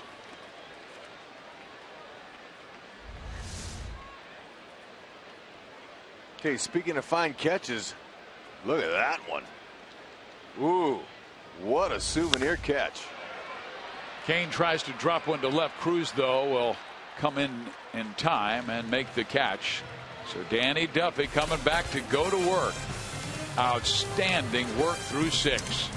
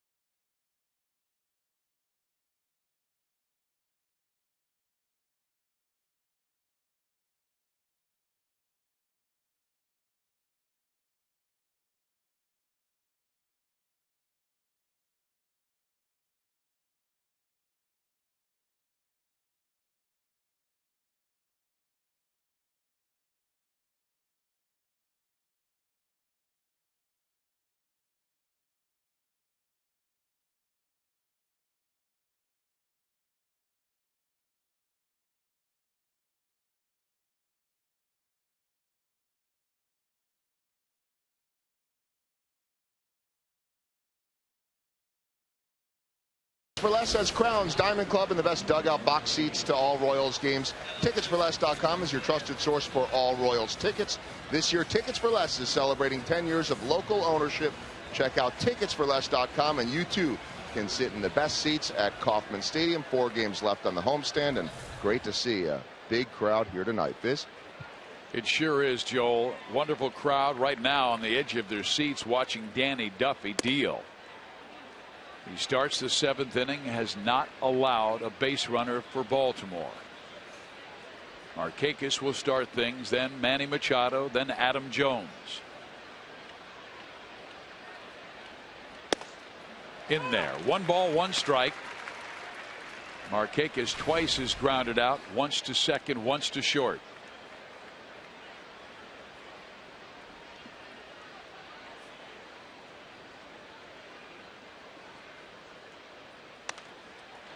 Got it on his hands at 92 miles an hour. Not much Markakis could do with that.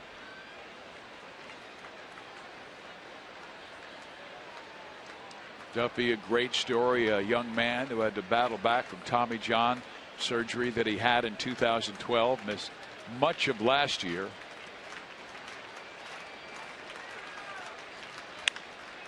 Left field, Gordon over and makes a sensational catch. Danny just shakes his head and says, thank goodness for that gold glove in left. Baby. Wow. That's a game stopper. Great timing. Not a lot of chances down by that wall. It's so short. And I think that ball would have landed fair. Alex Gordon, he brings his lunch pail to work. Loves to get dirty and help his pitchers. Thank you. Moustakas to end the 6th. Markakis to Alex Gordon to open the 7th. And now Machado pops one foul, strike one. Machado lined out to right field his first time up and popped up to third in the 4th.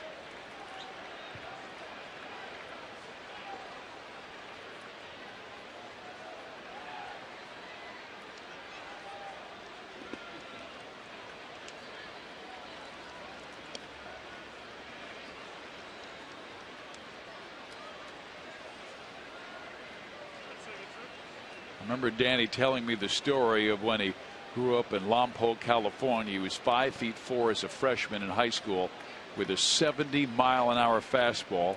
He grew 10 inches the next 3.5 years. His fastball obviously improved to over 90 miles an hour, and he was all-state in California with 127 strikeouts in not even 59 innings. Royals drafted him 3rd round 2007.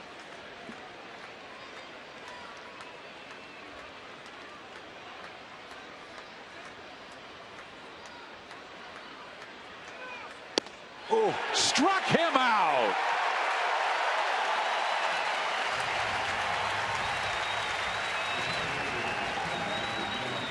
That's been his best located fastball all night. Oh, right on the inside part of the plate. And Machado, you got to go.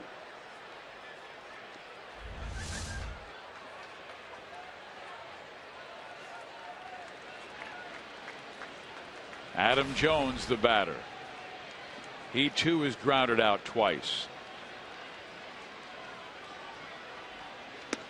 Ball one. Danny's pitch efficiency has been sensational. Only 83 pitches thrown.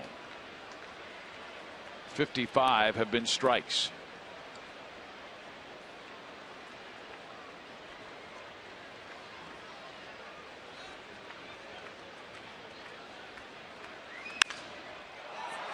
And that's the first base hit of the game.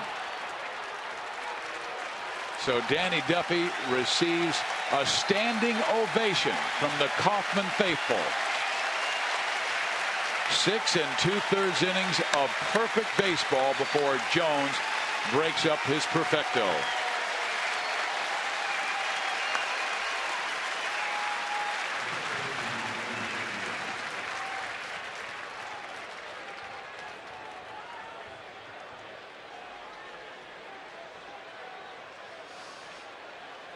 And, you know, it might come from a guy who's hitting over 400 against lefties this year.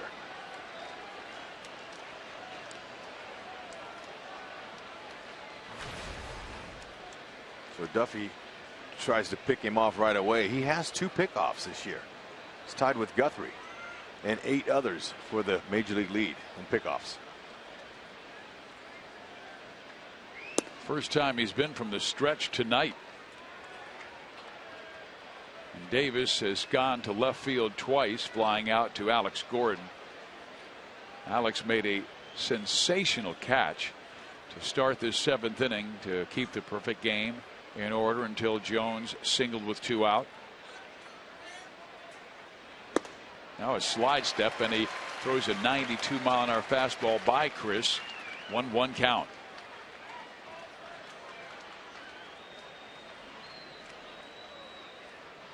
The Royals have 3 infielders on the right side and only Escobar on the left.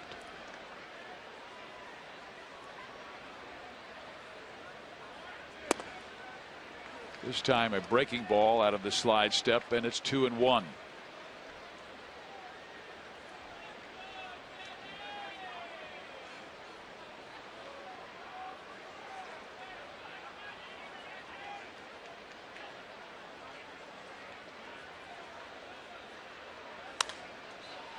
Popped up left side, but this one will get out of play.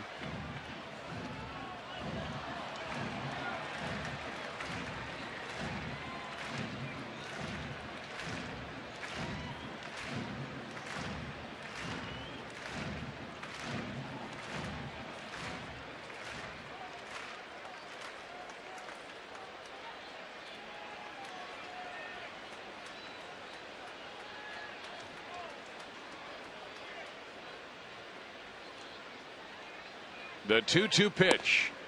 Misses outside. Count is full, 3-2.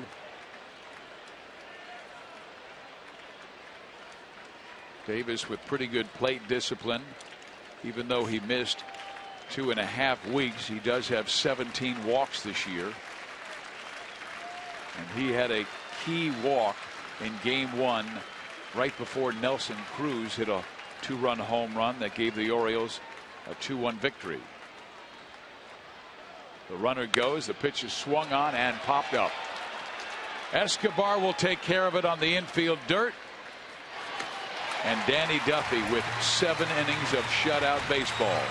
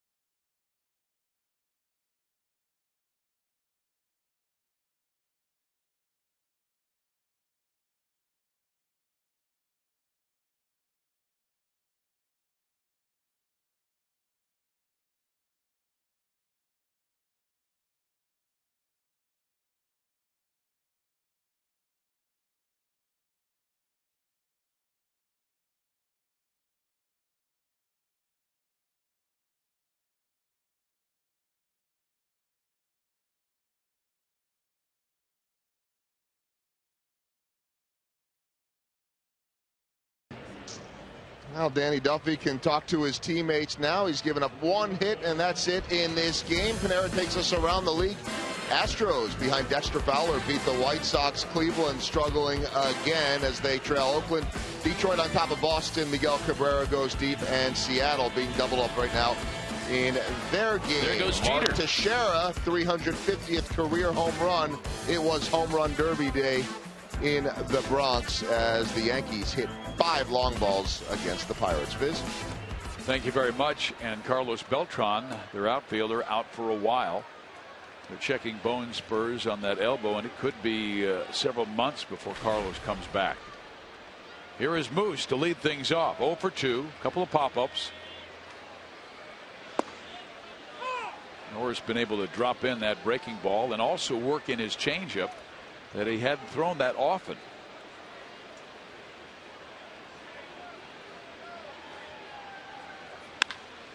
And then Moose whacks one to right field. The Royals have their leadoff man on.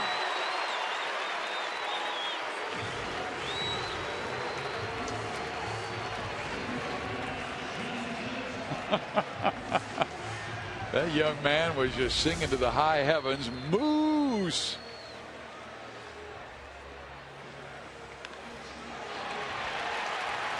Short to the ball. Moose is waiting for his pitch. He got it. Couldn't quite pull it, and this guy's a Moose fan. Look at him. Moose. He's just saying, score a run. And in this situation here, you would almost expect it, Giavotella, to drop a bunt down. Move the runner over there. Look at the space, though, they have between Davis, who's holding Moustakas, and the second baseman Scope. Yeah, you got to get him over if you can. Now, maybe not.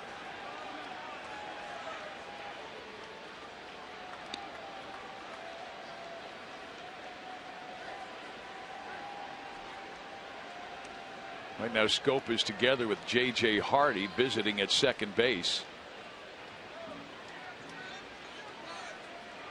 J.J. is the captain of this infield.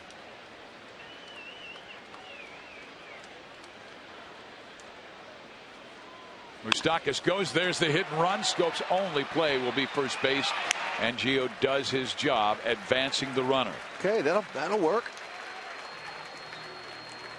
Couldn't quite get it in the hole enough, though. That was a good effort by Gio.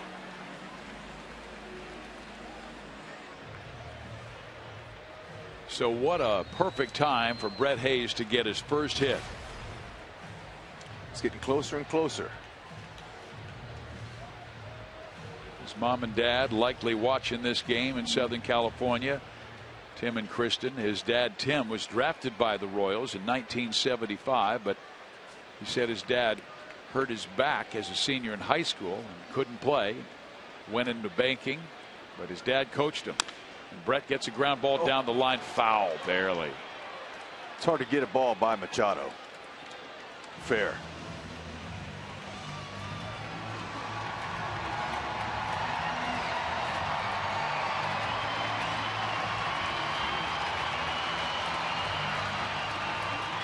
Brett, a career .220 hitter.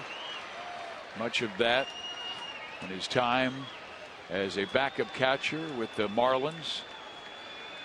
Now backing up the Royals, Salvador Perez.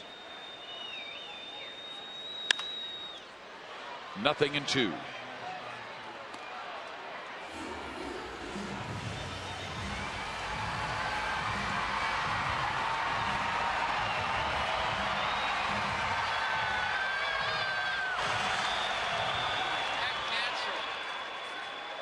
Those kids want to see Moose rounding third and coming home.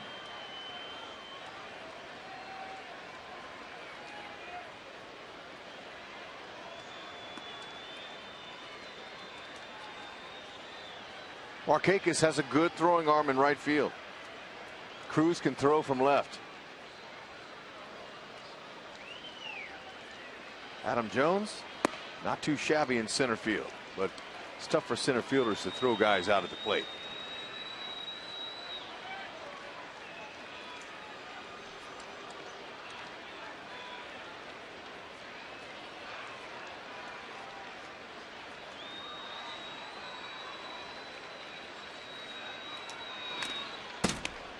Hayes just did get a piece of it to stay alive. That slider.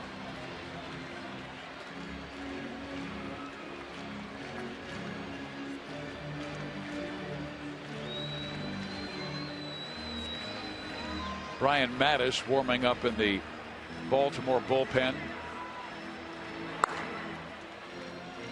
And you wonder if he would be getting ready for Hosmer. Aoki hits lefties awfully well.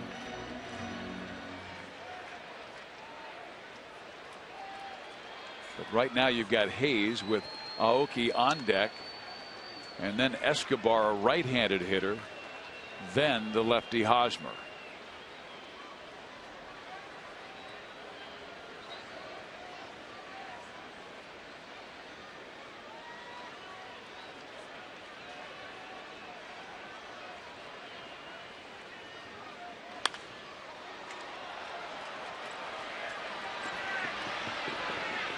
Just beyond the reach of the catcher, Caleb Joseph. And how about the break that Bud Norris? I mean, he came racing off the mound to see if he might be able to make a play on that pop-up. Yep, he had a head start on everyone.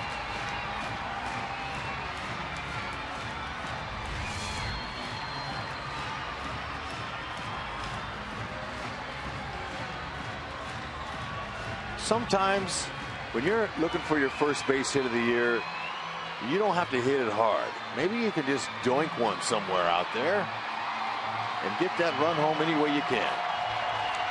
But to be this late in the season and not have a hit, obviously Salvador Perez catches every game, and the timing is very difficult for a guy to play once a week. But it's kind of deep into the season. He wants that batting average right now. Again popped up, and this also will just Reached about the 5th row. He's fighting for it. Next pitch will be the 7th between Bud Norris and Brett Hayes, who's done a marvelous job catching Danny Duffy tonight. Now wants to give him some insurance. Another run. Moustakas at second with 1 out.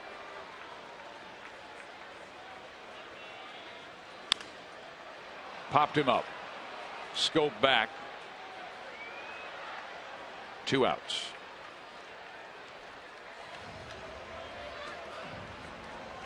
So Aoki, who only has 8 RBIs this year, comes up. And Aoki has been on base all 3 times against Bud Norris.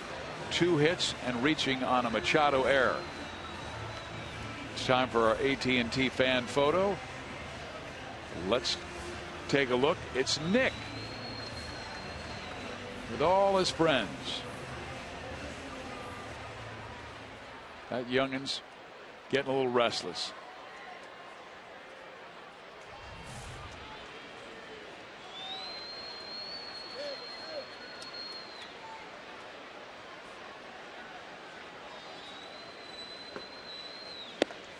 Strike 1. Nelson Cruz, the left fielder, in shallow. Knows that Aoki likes to dump that ball out in front of him. Moose will have to get a really good secondary lead and a good takeoff to score.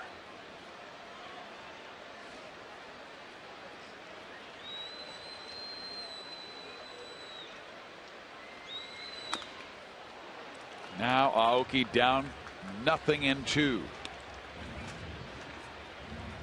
The inning started with Mike Moustakas lashing a single to right field. Giovitella on a hit and run sent him to second base but grounded out, and Hayes popped up to the second baseman's scope.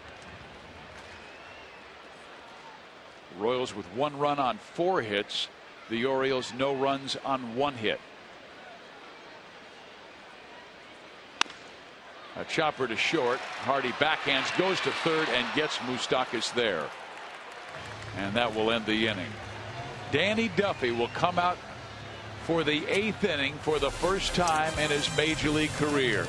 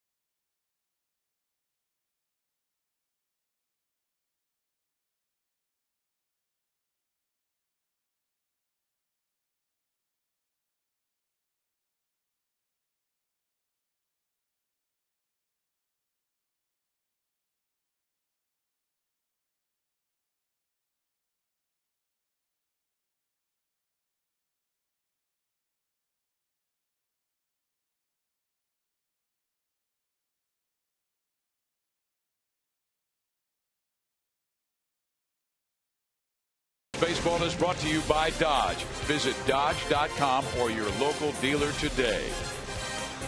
By Steel. Find a helpful servicing Steel dealer near you. Visit SteelDealers.com. And by Academy Sports and Outdoors. Right stuff, low price, every day. We do have a couple of defensive changes for you. Pedro Siriaco comes on to play second base for Kansas City. And Gerard Dyson moves into center field, sending Lorenzo Cain to right field.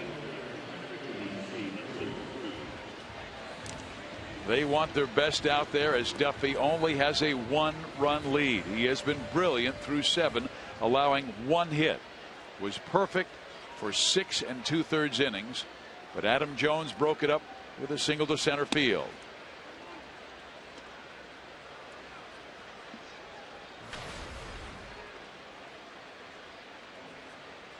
Find a way to get through this inning and give it to Davis.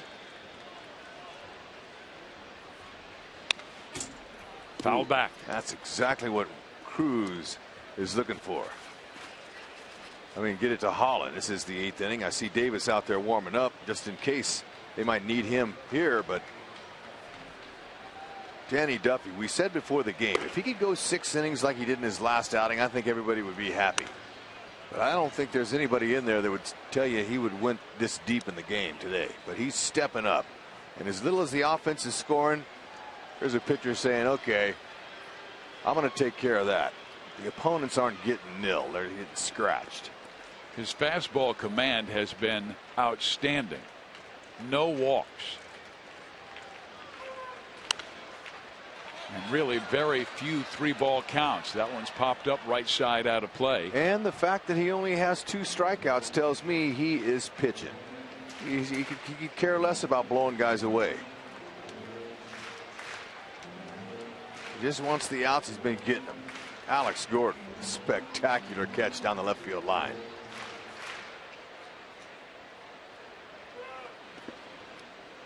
Two balls, 2 strikes. Like Danny, his plant leg may have landed in the wrong spot.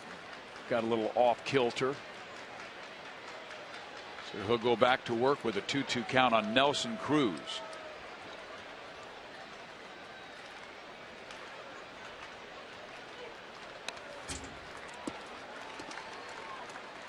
That was a dangerous area. He wanted to hit the low outside corner, but got it up a bit. Cruz with tremendous power. Now he goes breaking ball, ripped to left field, a base hit.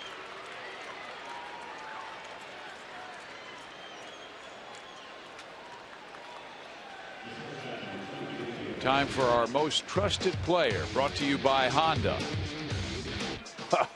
I can't believe they keep trying to hit it to Gordon, especially with a no-hitter on the line. They should know better than that. Tremendous athleticism.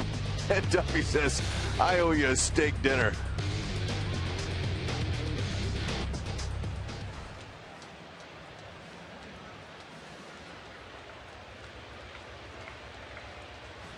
Just left that slider up there to Nelson Cruz. Now Danny wants to make sure he keeps that ball down. And Ned Yost is coming out. Yep, I can't disagree with Ned. This has been a tremendous outing, and welcome Danny Duffy to the pitcher that they believe you can be. Fantastic. This is one of those situations where Ned does not want to let Danny lose the baseball. Look at that. He's thanking every single one of his infielders and then heading to the dugout. Well done.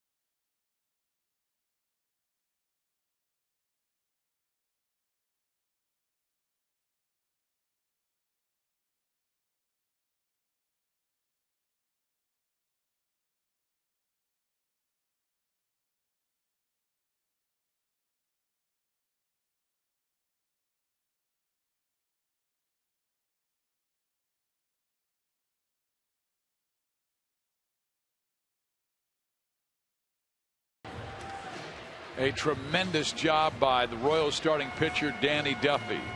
And he is our look at the Academy Sports and Outdoors pitches by inning. I mean, he averaged 18.6 pitches per inning, and the American League average is 16.7, so 13.6 average tonight.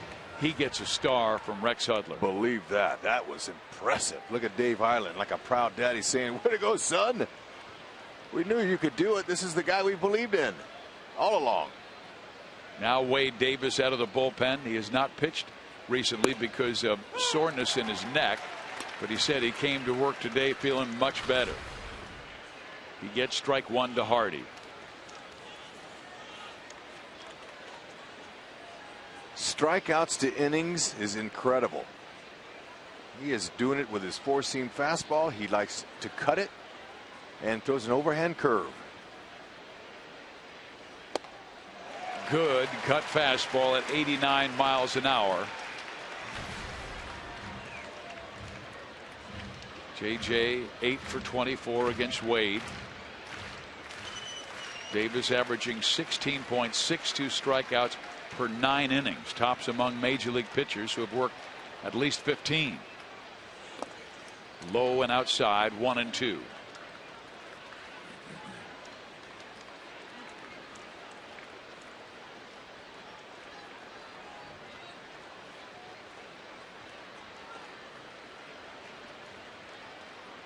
And I understand what Davis might be doing with that cut fastball, trying to get Hardy to swing on top of it and maybe get 2 outs on 1 pitch. That's right.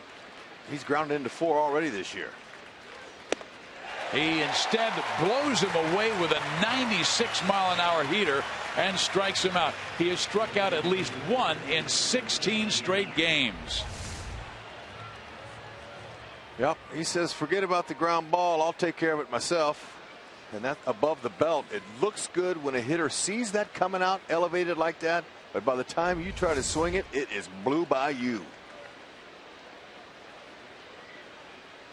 Is that by Linda Ronstadt? She had a song like that back in the day. Ball 1.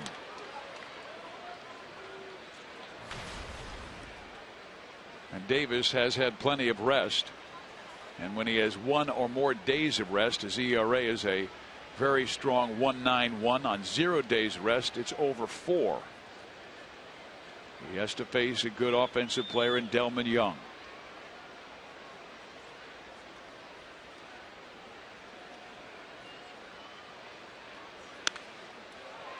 Got it up, sent back, 1-1. Now is Delman done against the Royals right-hander? 4 for 14 with a strikeout.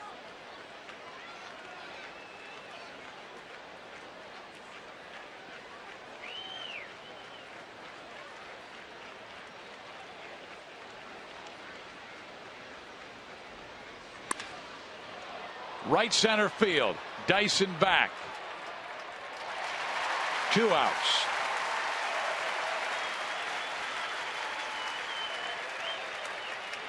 Ned wanted his fastest and best defense out there, and he has it in Gordon, Dyson, and CAIN. Duffy started the inning, gave up a hit. Ned went to Wade Davis, who has gotten the first 2 men out, and now he'll face Jonathan Scope. If he can get Scope, then Greg Holland will face hitters 9, 1, and 2 in the 9th.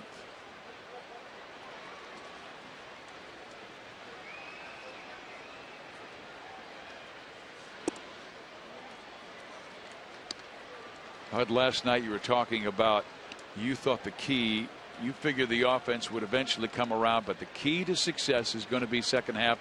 Davis in the 8th, Holland in the 9th. And it's been so far through the 40 games, they've been the most reliable. Swung on and missed. But it's been the starting pitching that's enabled that back end to have the lead when it comes to them. The Royals have only scored 2 runs in this 3-game series. They'll play the finale tomorrow. Shields against Jimenez. Runner goes, and the pitch swung on and fouled off. So Schoop down, 1 ball, 2 strikes. And they're hoping that Schoop might be able to get one in the gap and score CRUZ from first base.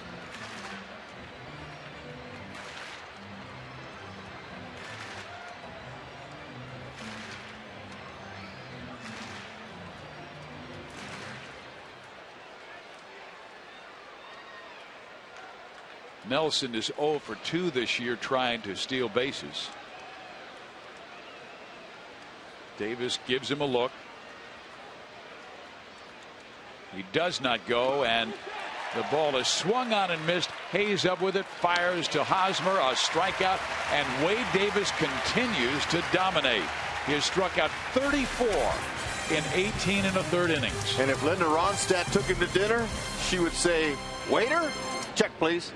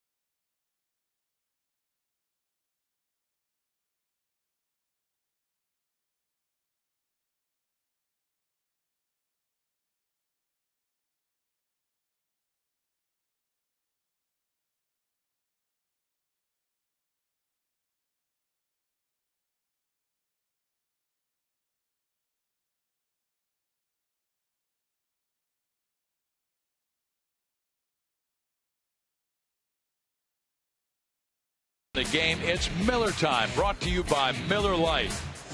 Man, oh man, Danny Duffy has blossomed into the left-handed starter they believe he could be all along. Tonight was a beautiful example of that. Going 7 strong, only 2 hits, 2 strikeouts, 97 pitches, 65 strikes, and with some great help on defense, give it up for Gordon and Duffy.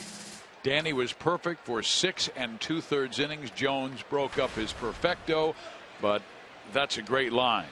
And no walks. Dave Island, I'm sure, delighted about that. No walks, 2 strikeouts, and just tremendous command down in the zone, particularly with a fastball that was moving. And Wade Davis gives him a shake of the hand as Escobar grounds out to short.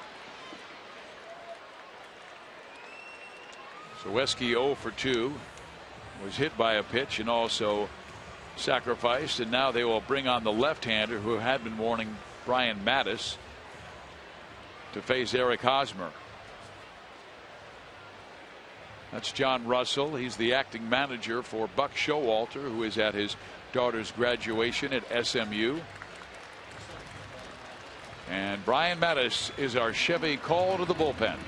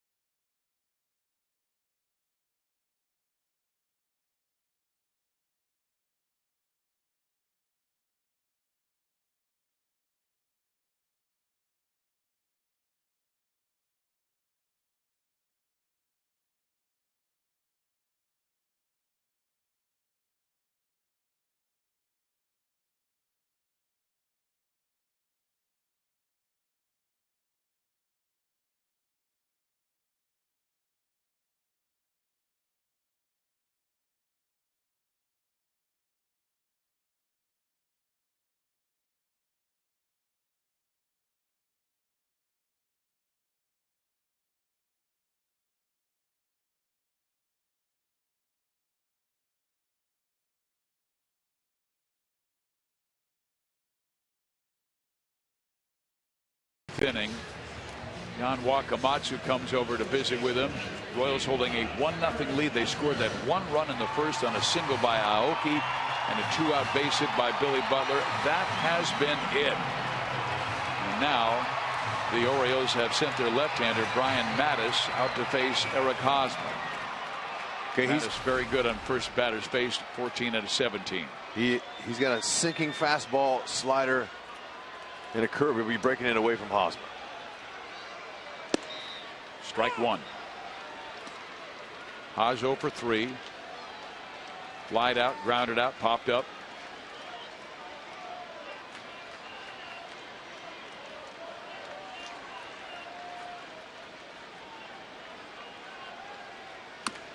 Didn't mean to do it. Rolls it towards first. Mattis up, quickly tosses, and just does get Hosmer at first base.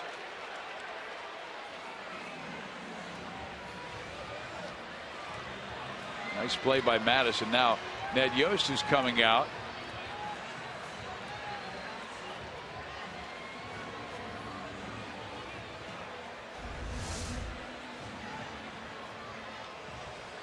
Okay, Hosmer hit it twice with his bat. That's what they're saying.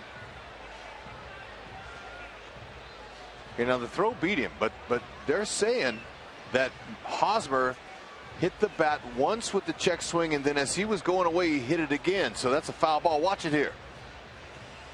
1, 2, hit it again.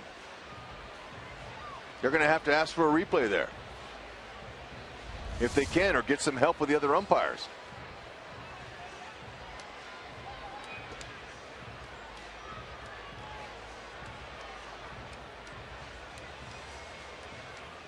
Ned's saying, hey, can you replay that?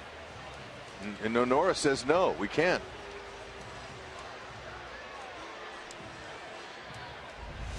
Okay, you can see it. Barely happens, but it happens. 1, 2, and he hit it again off the handle.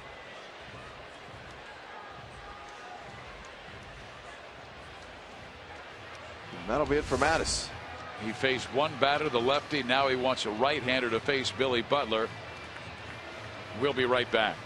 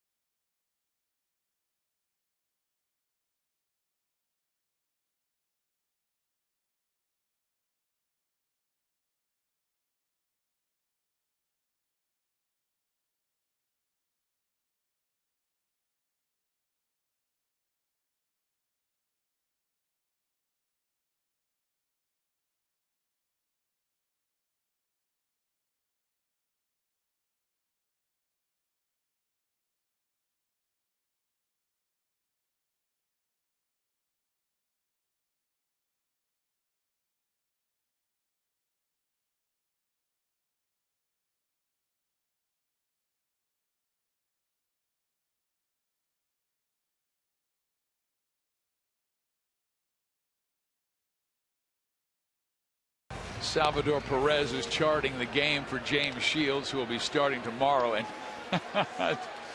James having fun with him. No, and you know what? That's one of the reasons why Ned gave him the day off today, so he could catch Shields tomorrow. And with Salvi charting for Shields, they are right on every hitter. I mean, look at that. Baltimore could be in trouble tomorrow. Salvi / Shields. I'll tell you what, that's one thing I love about James, and I told him that when we were up in Seattle as Billy Butler goes down the right field line, is that Rex James is a guy who takes his job very seriously, but not himself. No, and that's a beautiful thing, and it was evident in his last start here when he reached the 1,500 strikeout plateau in his career, and he didn't know it, but Salvi saw the board and he knew it, and he said, hey, look, give me the game ball, we'll throw it off, and then stepped off and tipped his hat to the crowd, and he smiled. That's unlike James Shields, and I saw him the other day and talked to him and said, you know, that was a classy thing you did. That's one of the most special things I've ever seen a starting pitcher do in the middle of the game on toeing the slab. And he smiled, he stopped, and he just loved that love I was giving him, because it was the truth. It was really special. Well, it is time for Greg Holland to wrap this game up, give the Royals their first win against Baltimore at the K. Hammer time.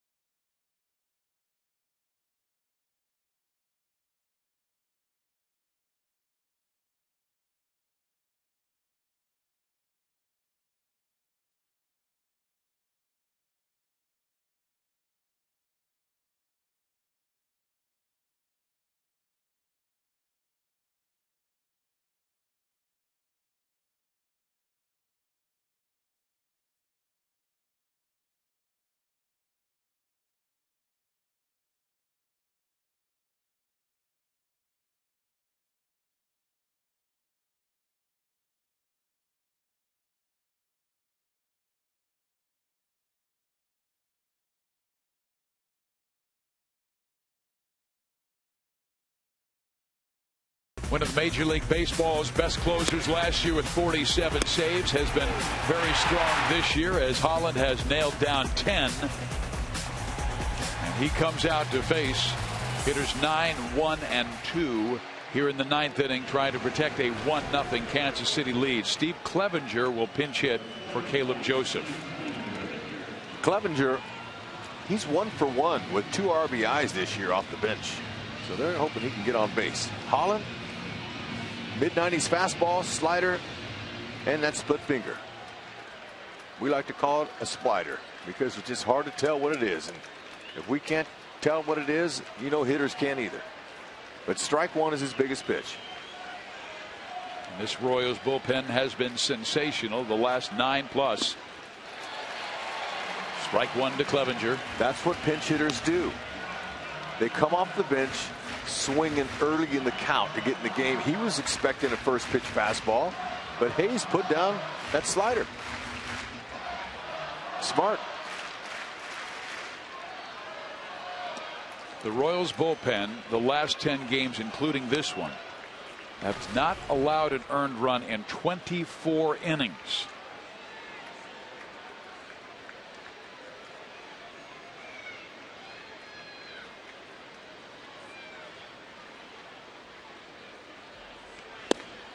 One ball, 2 strikes. 3 secondary pitches to start this at bat for Holland. That's a slider because it slowed down enough we could see it. Greg closed out a 3-2 win over Colorado on Wednesday.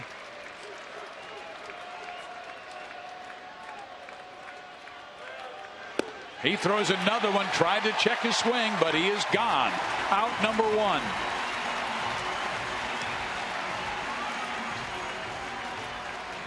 Clevenger walking back to the bird's nest, shaking his head, saying, you got to be kidding me. This is their closer, and he hadn't thrown one fastball.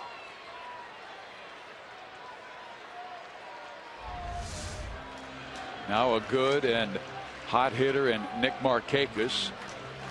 who had his 18-game hit streak, the longest in the American League this year, and earlier this week.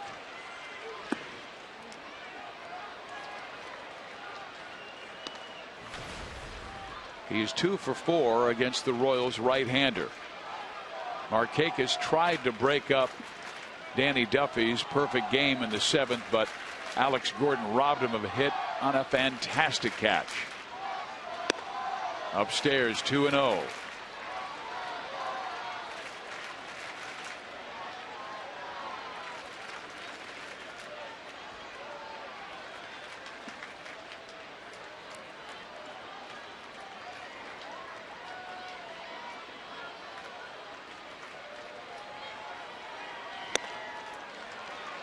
Having trouble commanding that fastball, so a 3-0 count on Markakis.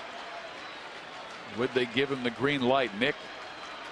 10 home runs last year, has just 2 this year, 12 RBIs. I'd be shocked if he swung here. They need a base runner. In there, 3-1. He's a very steady player and a hitter. He's very consistent, doesn't do too much, stays within himself. He's a tough out.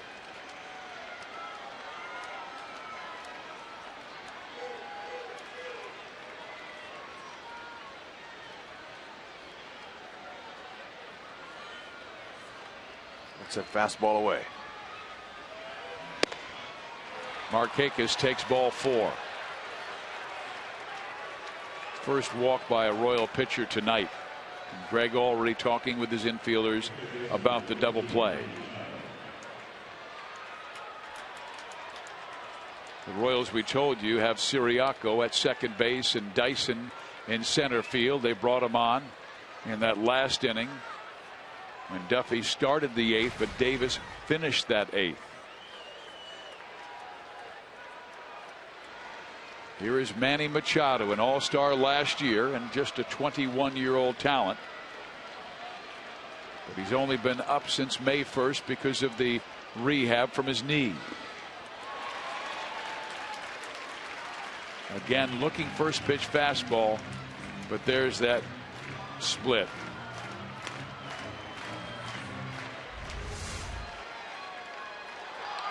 Only way a hitter swings at that is he's looking first pitch fastball all the way, and then by the time he reacts to it, he's already said, okay, you got me.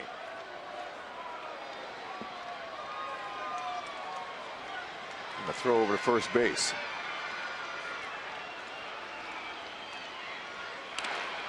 A little wide. Oz had to reach for it. He never throws over to first base. Most closers don't give a rip about the base runner. He concentrates on what he wants to do at the plate and get that guy with a bat. Markakis 2 for 4 stealing bases. Barely outside, 1-1. Machado has not seen his fastball yet.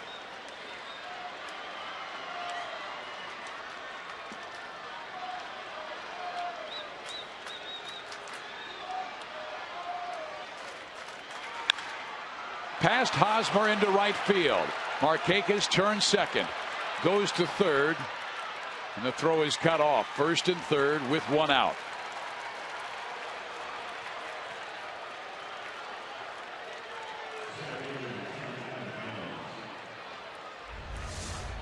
Birds are charging hard. Fastball up on the outer half. Machado, he already told himself, look, if I get one, I'm going to just try to hit the hole, and he did. That's a nice piece of hit. Well, Holland's save on Wednesday was a little dicey as well, as he worked around a single and a walk, 1 away to pick up his 10th save. He'll face Adam Jones, who broke up Duffy's perfect game in the 7th.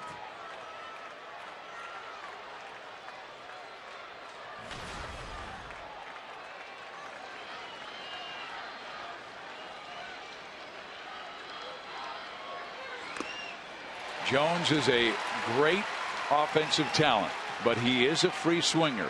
He has walked only 4 times this year and struck out 34. Got to be careful with the location.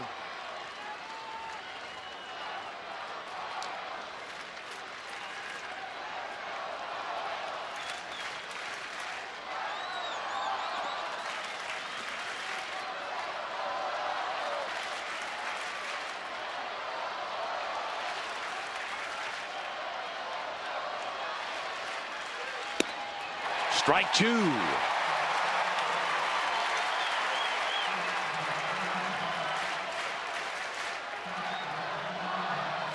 Now, if he does bury that slider or split finger, Hayes will really have to concentrate on staying down and blocking that ball. Don't want to give him one of those that way.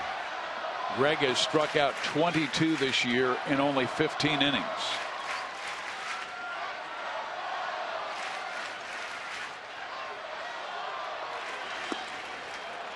That time Jones did not bite.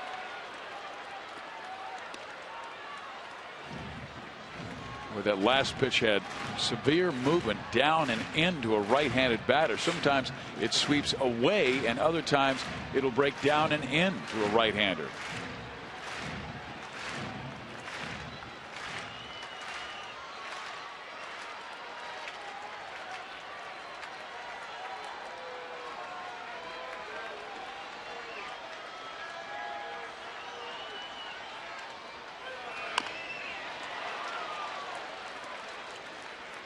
And that one stayed up just enough for him to touch it.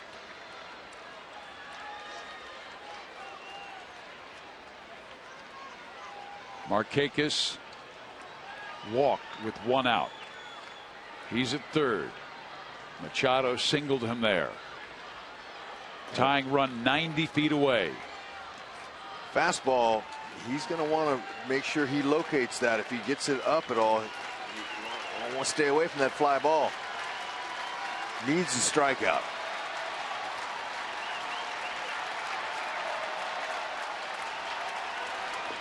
He struck him out. And Hayes pleading his case as the home plate umpire Siegel said it was fouled off.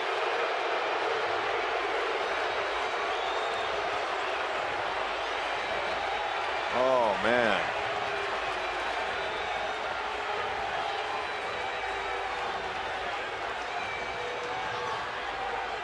Chris Siegel. No one would say a word if it's a strikeout. Now that's a big call right there. It's a huge call, and Ned gets thrown out of the game, and rightfully so, because it would have been 2 outs. Still, a ground ball or a fly ball could tie this game, and Ned fighting for his team. Now he needed to get tossed there.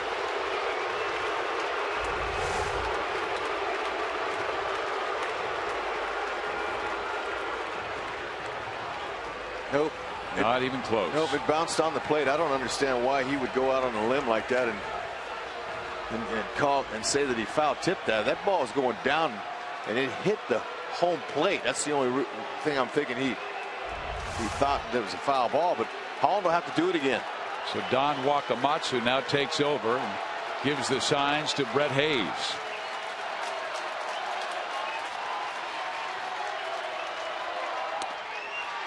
Down low, and the crowd all over Chris Siegel, the home plate umpire.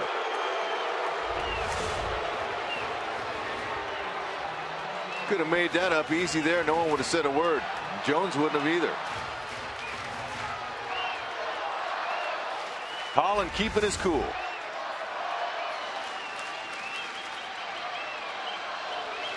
He struck him out for real this time. Wow, I just struck him out twice.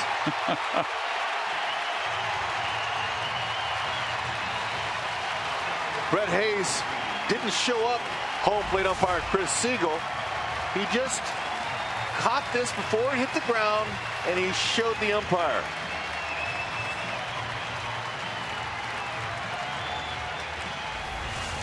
One nothing Royals, 2 out in the 9th. Baltimore has the tying run at third, and Hayes getting together. Moustakas coming over as well, as Chris Davis will be the batter. He was the Orioles' most outstanding player last year. Led the American League in home runs with 53 and drove in 138. He has not fared well against the Royals closer. I'll tell you, Hayes has done a great job blocking that ball in the dirt, Hud. He's been marvelous tonight. One more out for a big win for the Royals. Ball one.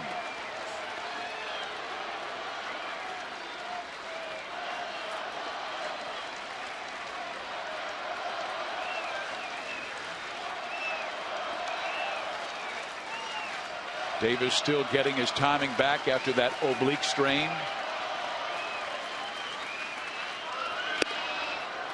2 balls and no strikes. No rest for Greg Holland because Nelson Cruz, who's been hotter than Davis, is waiting his turn on deck.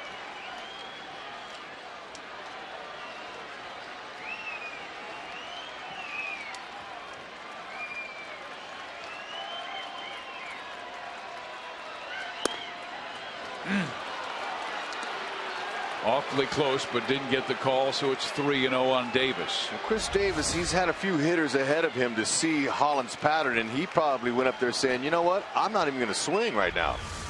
I'm going to wait till he can throw me a strike. I'm going to take one.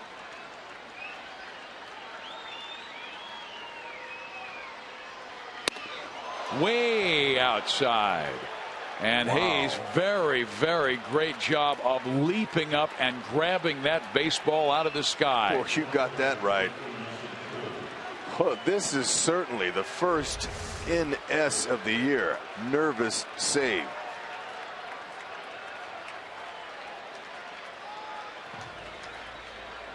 The bird's nest is full, and Holland has got to be able to keep that egg, that goose egg, in it. The bases are loaded. Markakis at third, Machado at second, Davis at first, and Nelson Cruz, who has been so hot, 1 for 4 against the Royals' Greg Holland, second in the American League in home runs with 12 to Abreu's 15.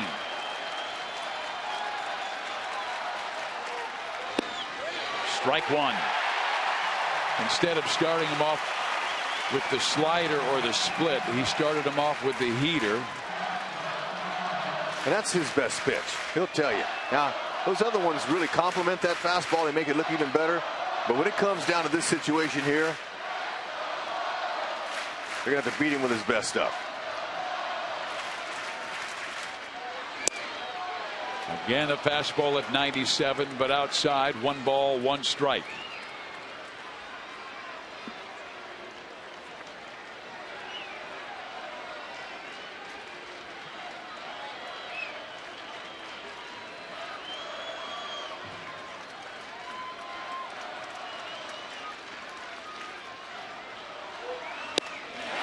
That was an exceptional pitch. 84 miles an hour outside corner, and Cruz swung over the top. That was a beauty.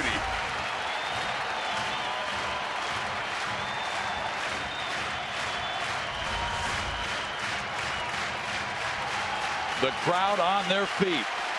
The Royals 1 strike away. Greg Holland with the 1-2 pitch.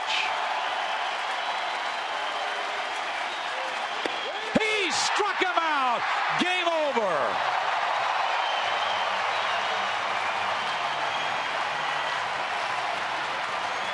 Well, it was a nervous save for Greg Holland, but he got the win for Danny Duffy with some help from his mates like Alex Gordon.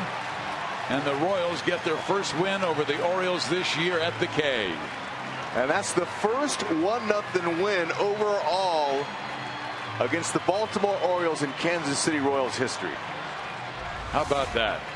And it was a nervous one, like you said, Fizz. Everybody can exhale right now as Brett Hayes, tremendous job in his 4th start of the year. Caught a beauty. Duffy.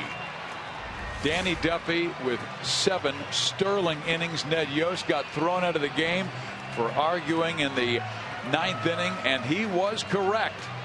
And Greg Holland had to strike out Adam Jones not once but twice. That's right. And in 1 at bat. It was great to see Ned, come out there and clean them pipes out. Well, Joel Goldberg has the stars of the game. Fizz, thank you very much. We've got the starting battery here tonight. Danny Duffy and catcher Brett Hayes. And Danny, let's start with you. We'll let the crowd acknowledge you once again for that performance. All right, at what point was it in your head that you had the perfect game going? You know, I'm just trying to go out there and get out, so I'm not really thinking about it. Obviously, it became relevant in 7th, but, you know, Hayes did a great job back there, called a great game.